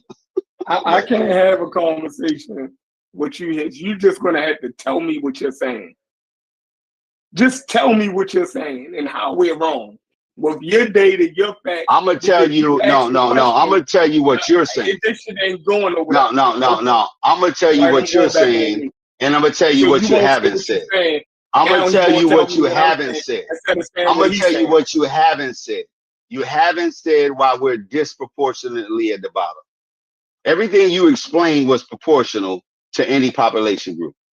You have not explained why we're disproportionately negatively affected by a lot of things. You have not explained that. You try to push it off, or we blame the system. We don't teach the young people this and that, or we're running around just blaming everybody for it. No, there's no data saying that. There is data saying that we're disproportionately at the bottom of a lot of metrics. You only explain what's normal to any group: violence, legal issues, drug abuse, anything, low income. That's proportional. You saying that's both proportional. things out of your mouth. That's proportional. You might think you making sense, bro. No, so okay, no. It don't have nothing to do with sense. You have not proved why we're disproportionately, other than saying we're just fucked up. That's it. You didn't say we buy more Jordans than white people. You didn't say we buy shit that we can't afford more than Asians. You didn't say, oh, we tell our kids the world is against you, unlike the Polish people or Italians. Yeah, I don't know where you live, but there's a lot of different groups around here. So you have not said nothing to show why it's disproportionate, other than to say we're more fucked up than everybody else. Yo, I swear I don't understand what you're saying. Yeah, because you don't want to say that, because they're listening. No, we're more fucked up than everybody else. You think I'm scared to say something? Do you think that I'm scared to say something that's gonna make me? No, I'm not. I'm not. So if you say just say what you're saying, I might agree with you, or I might disagree with you, but you gotta say what you say. I ask you a question. Why are we can't answer your question because I don't understand negatively affected by the same circumstances that other groups go through? Simple question. And your answer would be because we're more fucked up than other groups. Easy conversation. Right?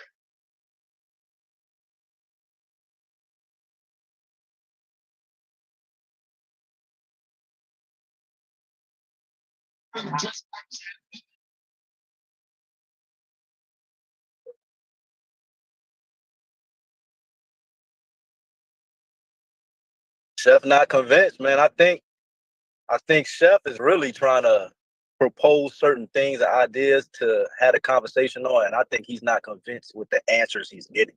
I think he's trying to like work with y'all, the ones who disagree with him, but I think again the answers he's getting, he's not as convinced to agree with y'all. I think that's what's going on. I agree. And if we don't have no information, it's just our opinion, right? If we don't have no data, it's just our opinion, right? I got hella data to prove whatever point I'm trying to make. Okay. I'm not trying to do that right now. Because it'll be no point. Because like y'all said, why should I even care? Like, we done. No, Fetty, 10 minutes ago, 10 minutes ago, I asked you, what does your data say? What does your, no, hold on. He just said he got hella data. Y'all heard it. What does your data say? Just say what your data says. Just say what your data says. You said you got hella data. What does your data say? What does your data say? What does your data say? I literally just said I don't want to talk about it. You see, now y'all heard Chef can't talk about it, and Fetty who won't talk about I'm saying I can prove my You got point. can't and won't. You got can't and won't. Get your asses out of here. Damn, you right, bro. Get your asses out of here. It doesn't matter. What does it say? The world, and what does it say? No, what does it say? I'm not about to waste. I'm not wasting my time. I told you what my data says. I told you what my data says. I can show you all the data. I told you what my data says. What does yours say? And you're not gonna say. You know what, yeah, bro? You're can't right. and won't. That's your new names. Bro, can't and won't. Can't and won't. I'm using can't and won't. I'm using foresight. I'm forecasting what's gonna happen. You ain't forecasting nothing. What does your data say? I'm on a fucking highway driving trying to send you data for some shit. What does your data say? But you presented it 1,000 times. This is what you said. You said you presented it a whole lot of time. You should know it by heart. Man, look, what does it say? At any point I'm proving I can. The audience wants to know what your data says. I've been proving it. So, hey, bro. It's just what does it say, Fetty? What does it say? But look, though, question. Let me ask you a question. I ain't answering. You can't answer. I ain't answering. Are you again, bro? Nope. I can send. Talk to somebody else. I'll send it when I get off the highway. But look, I'm saying, right? Are you saying that black culture is in a good enough state that can propel us forward for the generations to come, and you have no critique on black culture and how those are things that probably can be self-inflicting along with the systemic shit y'all talking about? Are you cool with the state of our culture right now? What does your data say?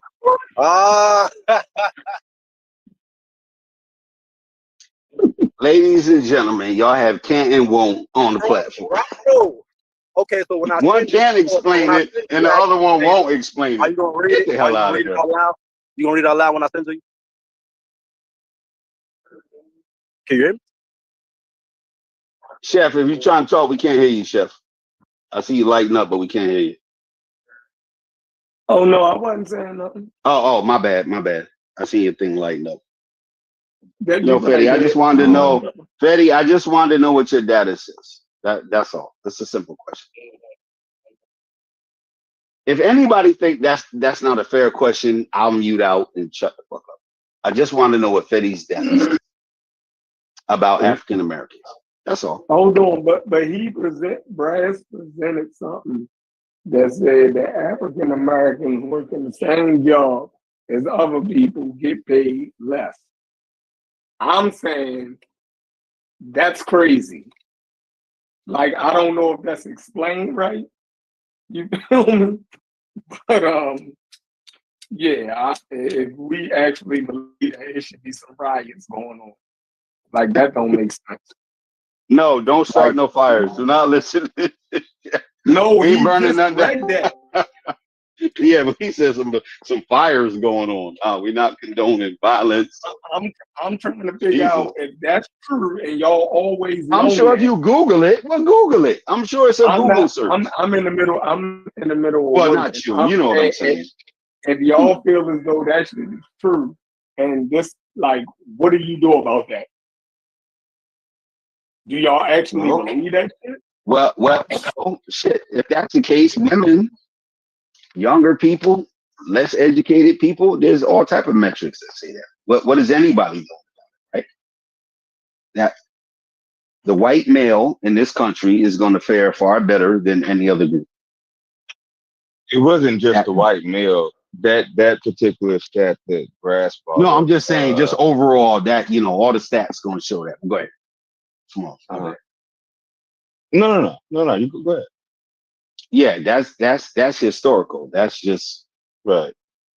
That's probably the latest. That's the latest. I think what Chef was saying that I don't want to say it. The numbers.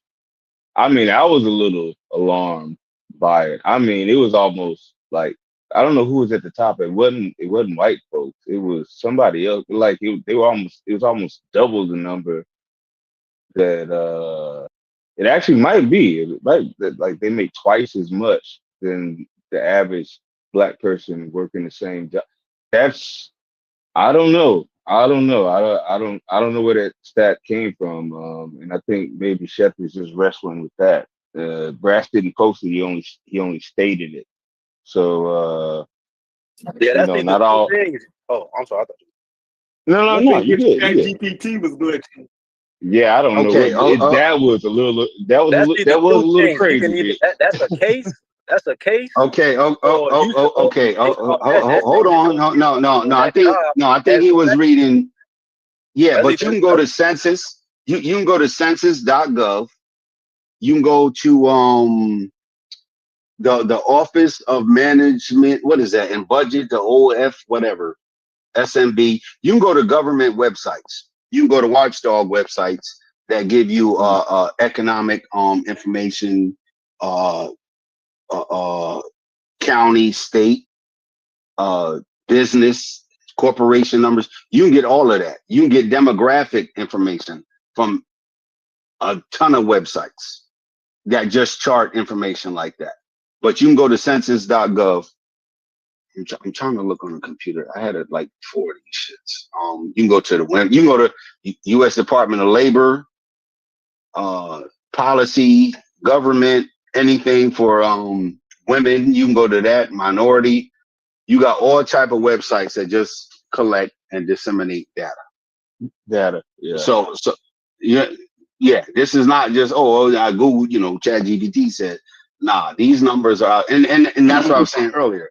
A lot of these institutions will give you information that shows how fucked up they are. By law, they have to. That's public information. Like if they're telling you, yeah, you're more likely for some shit just because of this, and they're the ones instituting this shit and carrying this shit out. Like, okay, well, I don't believe that. I don't believe black people going to serve more time for a similar crime as a white person just because they said it. No, if they said it, they done did it, and they're doing it. But just to be fair, I mean, we don't know where the stat came from. I mean, he didn't post it; he just quoted it. So okay, just to be fair, I'm just saying, just to be fair, that yeah, we lead in sport. That was kind of uplifting already stereotype. I'm like, that don't really help. But if it's true, it's true. I got you. Right? I mean, hey, but if it's true, it's true. Is it racist if another group say, they known for playing sports? That's their main. Is that racist? And I think that was a ChatGPT search. That was separate from the other stuff that he read when he was talking about the financial or the wage discrepancies, right? What I don't think he read that at the same time that he read the he read that was a whole paragraph. He was just saying all of the things that we was doing. Oh yeah. He was you might be okay. That's the contribute. Yeah, exactly. But at the same time, to show what on the other end. Not that his point was to show. I'm saying on the other end, even with all of those accomplishments, on a regular basis, whether it's saving the account, whether it's parents in the home, whether it's staying out of trouble, whether it's maintaining a job, we're still at the bottom of a lot of metrics. And so even with all of those things, right, why are we not only at the bottom, but disproportionately at the bottom? That's the tougher question to me. It is to me as well, Hitch, because as I said again, I predicted some of the things that some of the stats that Brass was gonna pull out this morning. I was I was pretty much completely on Chef's side at the argument, like in 2025, like there's kind of no excuses. But man, when you start looking at those numbers, I don't. Somebody's got to explain that to me. Especially when Brass starts bringing up the success stuff, which nobody's arguing about that. We might argue about the wage thing, but nobody's arguing about what we lead in and what we succeed in. Okay, well, if that's the case, how in the fuck are we that statistically that's a problem. Why are we on the bottom? You're right. Yeah, why are we on the bottom? Like that's a chef. Like, yeah, but bro, that's a problem. I don't know, man. You have county websites, you have city websites, you have state websites, you have federal websites. You have non-systematic websites that collect data and use data. A lot of this information is available. Mm-hmm. A lot of it is available. Mm. You can go look up. These are their numbers because guess what? They made the rules, record keeping, documentation, things like that. Anything above board is on paper some fucking where. It's documented somewhere. That's just the above board shit where you can find this information on. Right. And the thing is, if the argument is that we're on the bottom just because it's bad culture and we just got some fucked up shit in the culture, but you can still show systemic bullshit, then what's putting the bad shit in the culture? Like that's why I said two things can be true, and if you address right, it can help alleviate some of those problems, then that's the most logical thing to do. Like I don't see. Okay, I agree. Yeah, I won't argue. But here's the problem for y'all intelligent people, right? If someone can show how not having a job in your area that pays enough for you to earn a decent living, they can show you that numerically, geographically, legally. Like it's nowhere here to make good money on paper. Mm-hmm. That's different than saying you buying joy.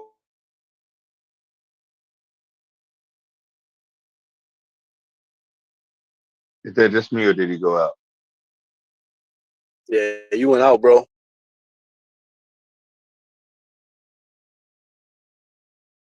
It hits you out. You can hear me. We can't hear you, bro.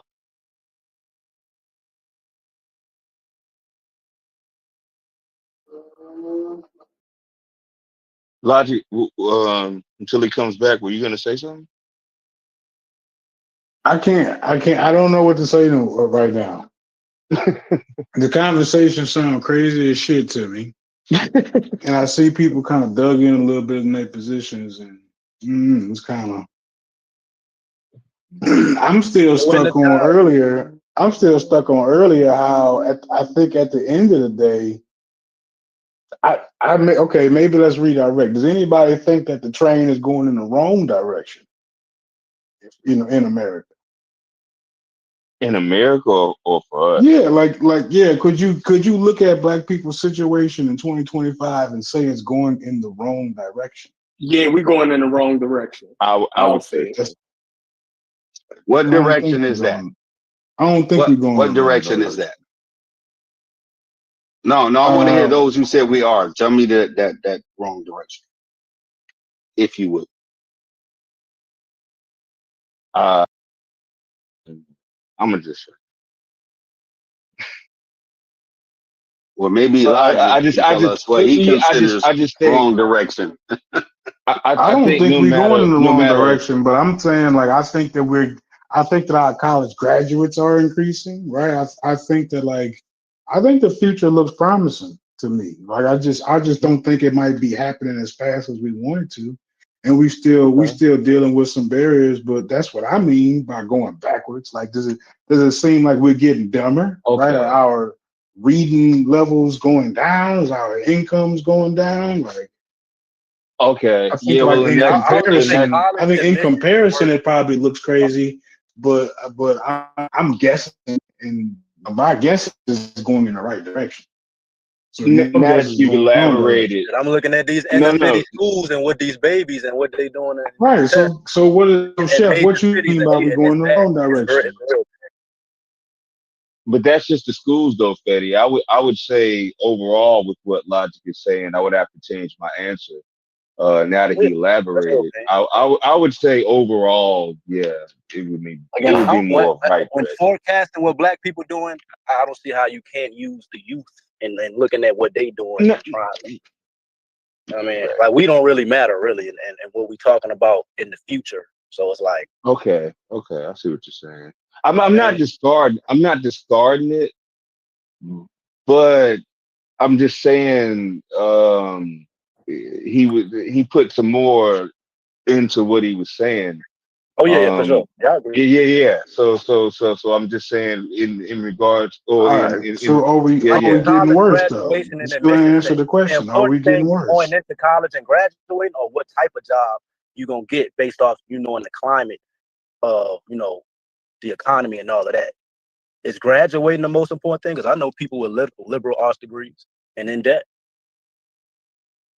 Versus people with trades making so it's like graduate. That don't really I know people with no degree who in debt. I'm just saying. I'm just fucking with you. Who weren't educated and just went to college for the living the life experience and just picking the least resistance, and now they're in debt. That's what I'm saying. Mm. So like graduation, and just because they like that's good, but that doesn't tell the full story.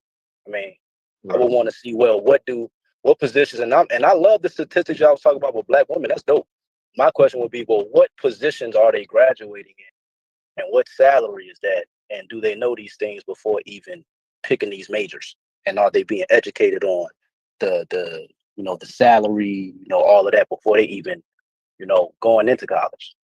So those would be questions, like nuanced questions I would ask.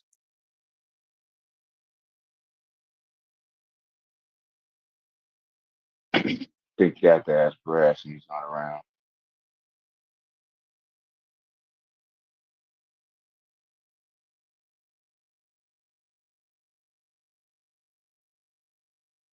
And if you're just pulling up the stat from Chat GPT, I guess you'd have to get them to elaborate. I'm not sure.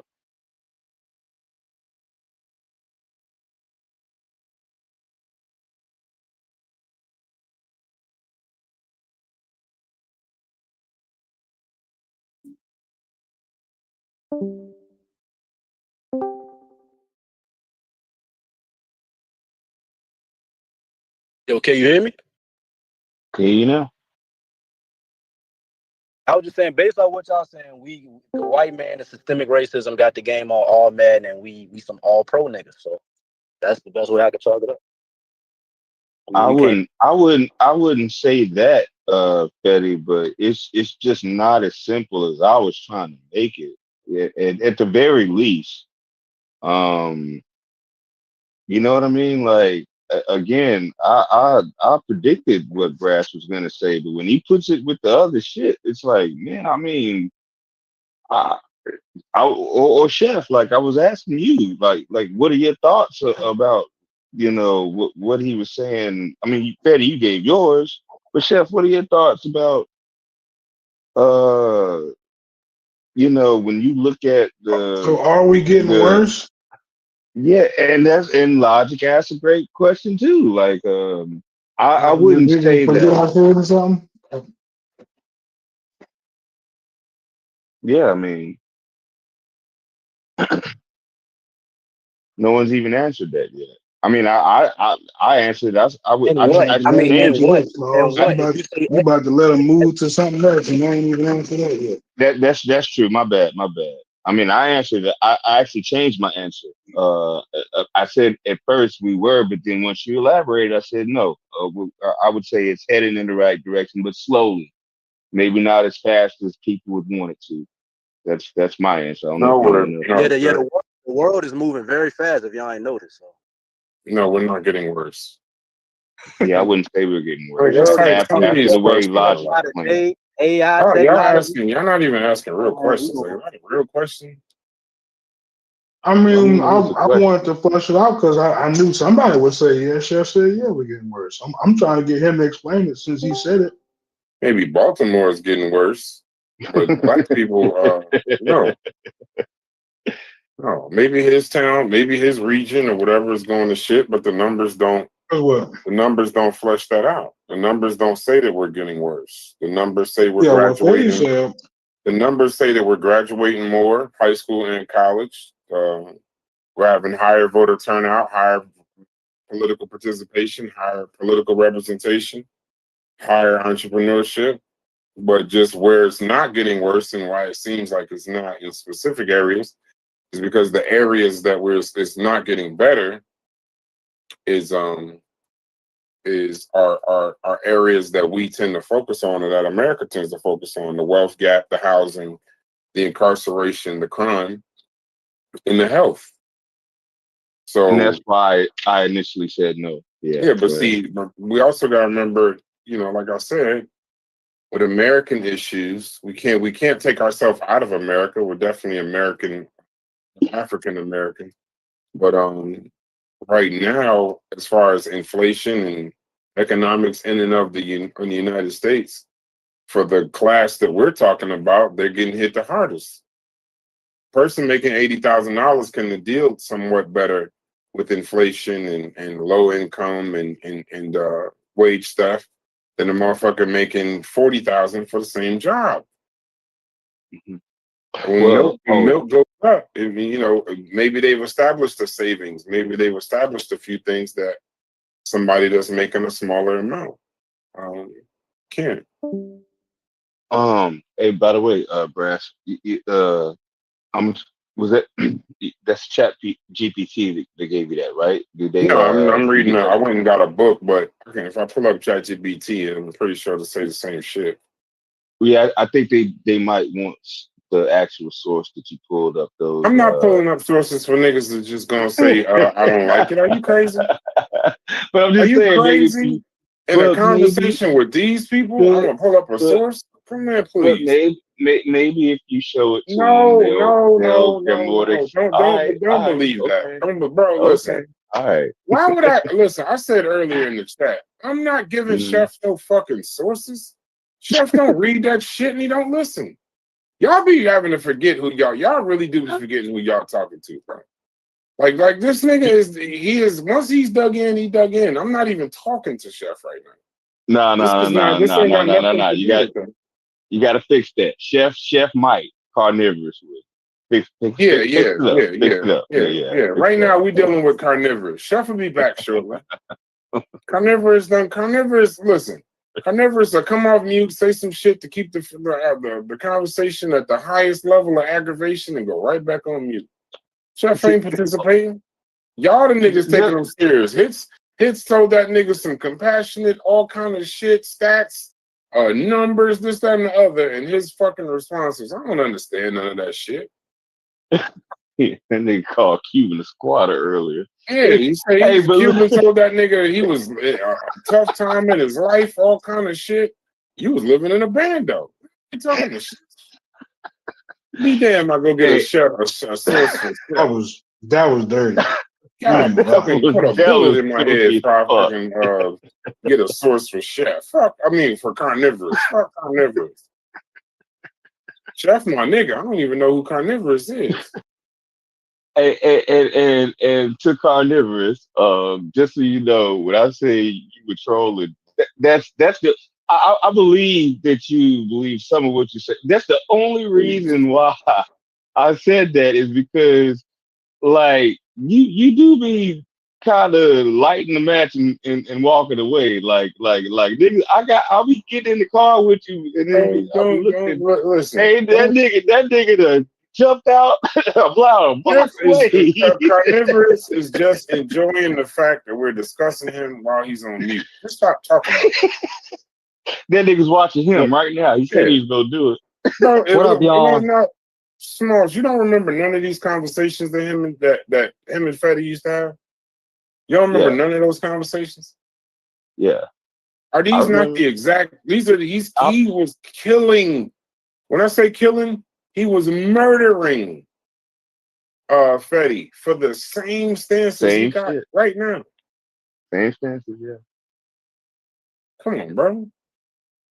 So don't worry about Carnivorous. Chef will be back one day. Yeah, I don't mean. And so my bad, bro. I didn't mean. But now, where was we at with the worst? Trolling. We're not doing worse. So where's the? All right. So the question was answered. Now what? Are we getting worse or better? Well, I already gave my opinion.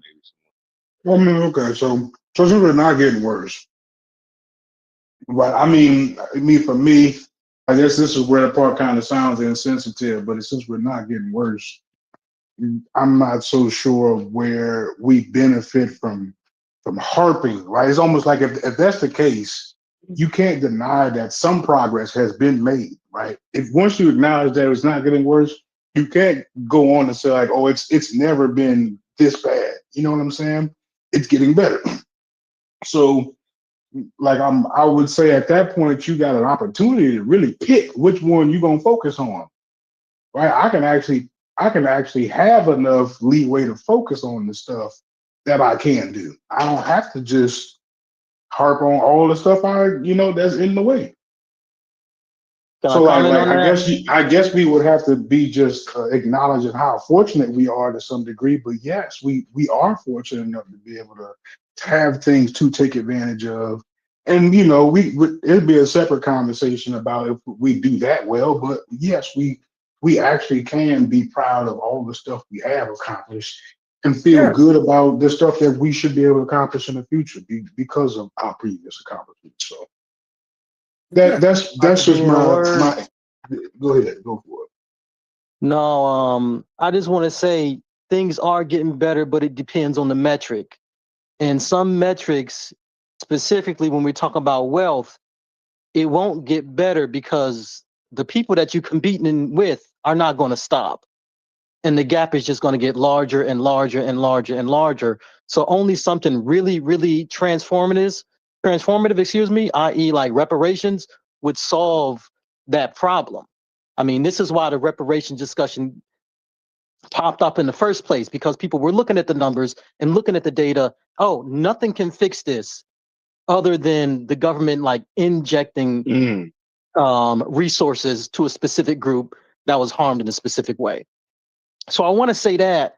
And another thing that we have to watch out for with white supremacist racists and the Charlie Kirk types and the talking head right wingers, what they always do is look at these stats in a bubble.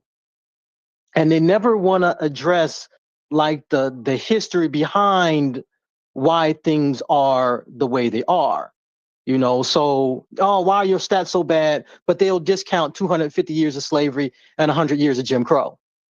Right. That never matters. The context never matters. The context why y'all live in the ghetto when they created the ghetto never matters. And so, that's like the gaslighting part of why things are the way they are and how things are built to be the way they are. Somebody got to drive Uber, and it's going to be your kids unless you got money saved. And the way people like talk and clown black folks, I just kind of want to know, like, what's your net worth? Because people be in this room talking like their net worth is $500,000 or $1 million. And I, going by the stats, I don't think it is for people to have some of the attitudes and the opinions they have. Mine's is how high? Hey, Ashton, I'm gonna warn you. You're a rarity. I'm gonna warn you, like every other sensible human being that participates in these conversations. Don't deal with carnivores. I mean, men better than you have tried to speak sensibly to that crazy nigga. Just wait till Chef get back. When Chef get back, we'll have a decent conversation. Because we have an issue with mental health in our community. Yeah, yes, exactly. It's the death of our anti-intellectualism. We got a lot of issues, but ultimately, I want to read little self-destructive disorder. That let me read this tweet real quick. They immediately go to I. What I do? What I'm doing? What I do? What 100 times that I was a millionaire. So now you can be one. I ain't say that so you can tell niggas. I can tell you that I ain't say that shit so you can tell motherfuckers that you ain't shit. That part. Yeah, I told you so that you would be able to understand what a lot of times motherfuckers be owning homes, Aston, and you know this. They'll look up and they don't even fucking realize. Most times it'll take an accountant to tell you, like, did you know, you're worth da da da da da. Most people don't know. They're like, well, my house is worth 7. I got this asset, I got these assets, I got this 401k, I got this property, I got that. And then you look up, you're like, well, shit, you know you're a millionaire, right? You got to play a different game. No, I'm not. I just own a home. I'm making it, motherfucker, be a millionaire and making it check to check. Yeah, You don't a even millionaire is not realize. what it used to be. If you own a house in California, you're a millionaire. If you like halfway paid off your house and you've been working for 20, 25 years and you got 100,000 in 401k, congratulations. You're like in the top 3% of Black America with just like 300k liquid. And 300k ain't shit. Chef just wanted to be able to say, look at me. What's wrong with you? What's wrong with you, good niggas? for him. Good for him. But if you live around your people, everybody else is going to be broke. And your people don't have enough money to live in America. And it's like, you can talk about how bad Black folks are doing, but white people have broken the social contract about what it means to do to keep your nose straight and go to school and get a job. So when you read those studies, the Jamal and the Keisha getting the callbacks, or the white felon getting the job over the Black person that with no criminal record, or the white high school dropout getting the job over the Black person that got a college degree, then that means your college degree ain't shit. And everything they tell you to do ain't shit. They don't want you here because you're Black. And once you get to that point where you're given jobs, because we don't control, the economic landscape to give jobs. Once you get to that point, like, it's a wrap. And if the system is not working for people, then people are going to check out of the system. And they can say, okay, you told us to go to school and do this and keep our nose clean. And I did that, but the white felon's still getting jobs. You know what? Don't be surprised when you at the light and a 15-year-old got a gun in your face. It kind of is what it is. But I wanna end with this tweet. This is an excellent tweet for all the genetic folks, right? And it's about termites. Anybody here familiar with the soldier termite, the one with the huge jaws? I've seen them before. No? You've seen them before. Yeah, okay, so here's this guy's tweet. If you look at the soldier termite with his massive specialized jaws, you could ask, what caused this? A simple answer would be the activation of specific genes during the development caused proteins to be produced that built the jaws in this shape. This is true, but it's an incomplete story. It doesn't answer the next more important question. What caused those specific genes to be activated in that specific way? And this is where everyone leaves, because they already got the first question that they wanted to know, and they don't even care anymore. But person goes on. A termite colony is not just a bunch of termites. It's a highly organized social system, an emergent entity. It has needs. It needs to find food, defense against predators, reproduce, etc. The overall structure is the formal cause. The colony's survival in its final cause, the colony needs to be communicated to its individual members. When a colony is under threat or lacks defenders, the existing termites and the queen change the mix of chemical signals they release into the environment. A developing termite larva is bathed in this chemical soup. The specific pheromones it encounters act as constraints on its developmental process. These external signals trigger internal genetic switches.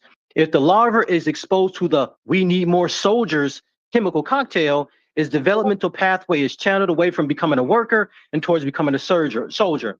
The genes for jaw development are overexpressed while others are suppressed. The conclusion, the termite has no choice in its development when it comes to the colony. So you can sort of think about that, and us in America and this 400-year experience, and we only really been free for 50 years. And a lot of people don't understand that. They haven't looked at the numbers like that. They don't realize we've been enslaved in America longer than we've been free. You got to get to 2050 and then it'll equal out. They talking about the numbers to match wealth parity with white folks. It'll take 250 years. How long were we enslaved? 250 years. Whoa, what a coincidence. Who would have thought? And so the context is key when it comes to a lot of this stuff. I don't know what the answer is, but when the social contract is broken and people are saying do A, B, and C, and you don't get the rewards for doing A, B, and C, people gonna revolt, and people gonna say fuck it, and they're gonna just do whatever, and it's gonna cause social collapse. What you see now, in my opinion, is social collapse. Everything and what's supposed to happen, the whole shit together, is not happening, and then the whole thing just collapses like House of Cards. That's pretty much all I gotta say. Except for the last thing, dealing with crime. Don't let white people define crime, because all the stuff that they do, they're going to take it away from crime. They're going to focus on very specific crimes, but all they shit, number one, they're going to remove crimes against humanity. They're going to talk about how violent you are, but you here in the first place because of them. They killed 6 million Jews. They killed 50 million Indians. They crashed the stock market, LIBOR scandal, H&M scandal, savings and loan scandal, Lehman Brothers, AIG, Enron, this dude's island, wage theft. Wage theft is in the hundreds of billions of dollars every single year, but that's not crime. Dumping all the shit in the river, pollution, that they don't, all the stuff that they do, they don't count that as crime. It's just whatever. All the corruption, all the lobbying, all the theft. We went over to Iraq and killed 1 million Iraqis for oil in an illegal war. It's illegal, but that's not crime. So always keep that in mind. I know who the biggest criminals are if you really want to run the numbers. It ain't us. It's not even close. Give me 1 second, brother. Thank y'all for coming to my TED Talk. Hold on, Aston. Don't leave just yet. Don't leave. All right. Yeah. Hold on. Just appreciate you. Sometimes you gotta pop out and show niggas. Certified boogeyman, I'm the one that up to score with. I appreciate you, brother. Couldn't have said it. Couldn't have said it. No problem. Couldn't have said it no different. And you know what's funny when we talk about the crime? I never even considered to look at it when we talking about these Western civilizations and the sprinkling of all this fucking freedom. I never even thought to give them credit for Holocaust. Yeah. I never thought to give them credit for Enron and savings and loans and the Great Depression. Never thought to give them credit for that. And the funny thing is, I'm a person that constantly says, because they don't want diversity, they're going to sink this country because there ain't enough of them. And I never thought to realize that they are committing the biggest crimes in history.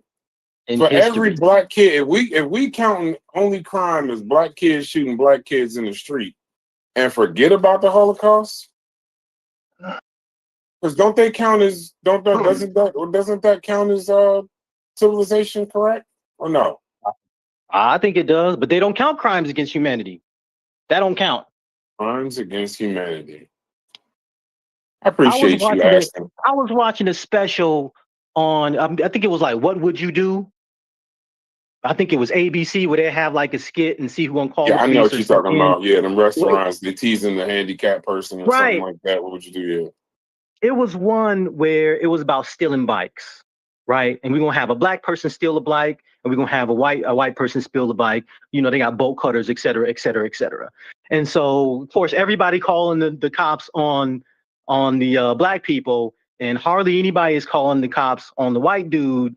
Interestingly enough, some black kids who were part of the staff were sleeping in the car, and while the white dude was stealing the bikes, they were getting more of the calls about the black kids sleeping in a car than the white person stealing the bike. And they did it for like a week over a certain number of hours. And I sat there and ran the numbers. For every one bike that a black person stole, a white person could have stole like 1,000 bikes. Because we've all seen this data, like car stops, where they stop more black people, but according to the data, the white people that they do stop more likely have contraband. So why not just stop more white people and make an arrest? They don't do that. And the numbers are so skewed. You can't even talk about crime because we investigating you more. We stopping you for bullshit more. So everything is like unequal in the first place. It's like it's all a game. And I used to work in finance, so I see the theft. I see it every day. You know, I see it every day. I appreciate. Unless y'all got something else, I can close on that note. You got something like it, Chef said? Anybody? Nah, I'm just popping in and see what y'all doing. I'm riding home on a long commute. I'll give you something to close on. And this is what you Whenever have I to start walked in, doing to I them. embody that shit though. Whenever he walked in on, Yeah, that right. was great. That was great. I mean, like, I caught a good tidbit of that. But this is, you got to drive it home with them because you have to explain to them how they killed Charlie Kirk. Because when it comes to us, like the dudes in Chicago shooting shit up, the women twerking on the car, the guy that's failing out of school, you know, whatever it is that they are dysfunction, they put it all in one pot. Even the guy that stabbed the lady on the bus or the train or whatever, like he was on the bus, crazy. yeah. He was crazy though. But they group a schizophrenic person who don't know where they are stabbing some woman with all that's black crime. So you have to do the same thing with them, and you have to group when they want to say, "Oh no, that's not us, that's the leftists." No, those are white people. All that lives Dude, the they invited TikTok the dude that y'all don't like. that choked the guy on All the subway. They invited him to the White House. Yeah. that, all the crazy stuff they do. Y'all want to do this and change y'all kids. Y'all want to cut y'all dick off and all this, the bathroom shit, and all that is y'all dysfunction. Don't let them split hairs and say, "Oh no, those are the leftists and those are the Nazis." And no, that's the LGBTQ crazy army. That's not, no. All y'all have a dysfunction, and y'all group all our shit together. So we're gonna group all your stuff together, and then they'll sort of get that wake up call. Yeah, we did kill Charlie Kirk. It wasn't them. It was us. All right, y'all. Word up. Yeah, Aston B dropped the bomb. I would love to hear.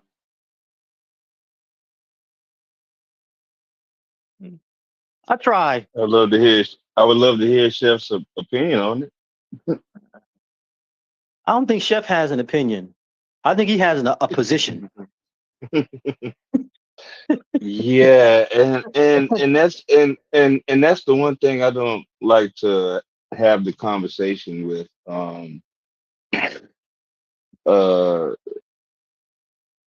These conversations I come in. It might sound like I have a bias. I might or sound like I'm taking a stance, but this was a tough one. Today it might seem like it's cut and dry and simple, but I mean, people present it as when the conversation stayed on track. You know, good points on both sides. So, Right. but yeah, but because it's something that I wrestled with once Brass finally came in and presented some information. And we kind of got off track because the conversation went somewhere else. But later on, once he presented some information, like I have some questions. Like I'm still wrestling with it. Like personal account, like, and even with the question that DQ asked earlier, which we never answered. What's the threshold from personal accountability to the threshold? What's the cutoff line? Personal accountability or systematic oppression? We still haven't really established that. So, yeah, it was a good combo. I don't. Like the thing is, I don't think I it actually can think be that's a good one. question. It can't be a You cutoff don't? line. Yes, You there don't, is. because if I don't control access to jobs, and you tell me go to school and don't go to jail, and I go to school and I stay out of jail, but you're still giving jobs to white high school dropouts and white felons, like the game is rigged. it's either on or off switch at that point. And or Aston B, what about when Brass brought up, if let's say you do slip up, the fact that you'll get a penalty that's much worse than like I can't ignore that shit because the crack versus cocaine. I'm not ignoring it, but like man, welcome to planet Earth, bro. This shit is fucked up. I got you. I mean, I'm not ignoring it, but I'm saying that so for me, I think that you can make a separation based on what you choose to focus on, right? Do you choose to focus on the things that could potentially be the pitfalls, or you figure it out? That's where I see the focus is. I mean, not the focus, but I think that's where the dividing line is. Of course, you can get super technical and say you can't really unwind the two things from happening. But like, man, for me, like, am I thinking about that as I'm doing all that stuff? I mean, I'm aware of it. Don't get me wrong, but I mean, I gotta focus on what I can do. Yeah, so I mean, that would almost be taking it like 100% accountability, like almost in my head, even though I know, like I'm completely aware that I am up against adversities, but my actions don't. I mean, I'm gonna say they don't change, but I still gotta figure it out despite the adversities. And so, Aston B, do you understand why I wrestle with this? Because when logic says what he just says, there is truth within that. Like, I'm sorry, like I have to admit that. Like, we know the goddamn deck is stacked up against us. We know the weight is on our ankle, as Brass put it in the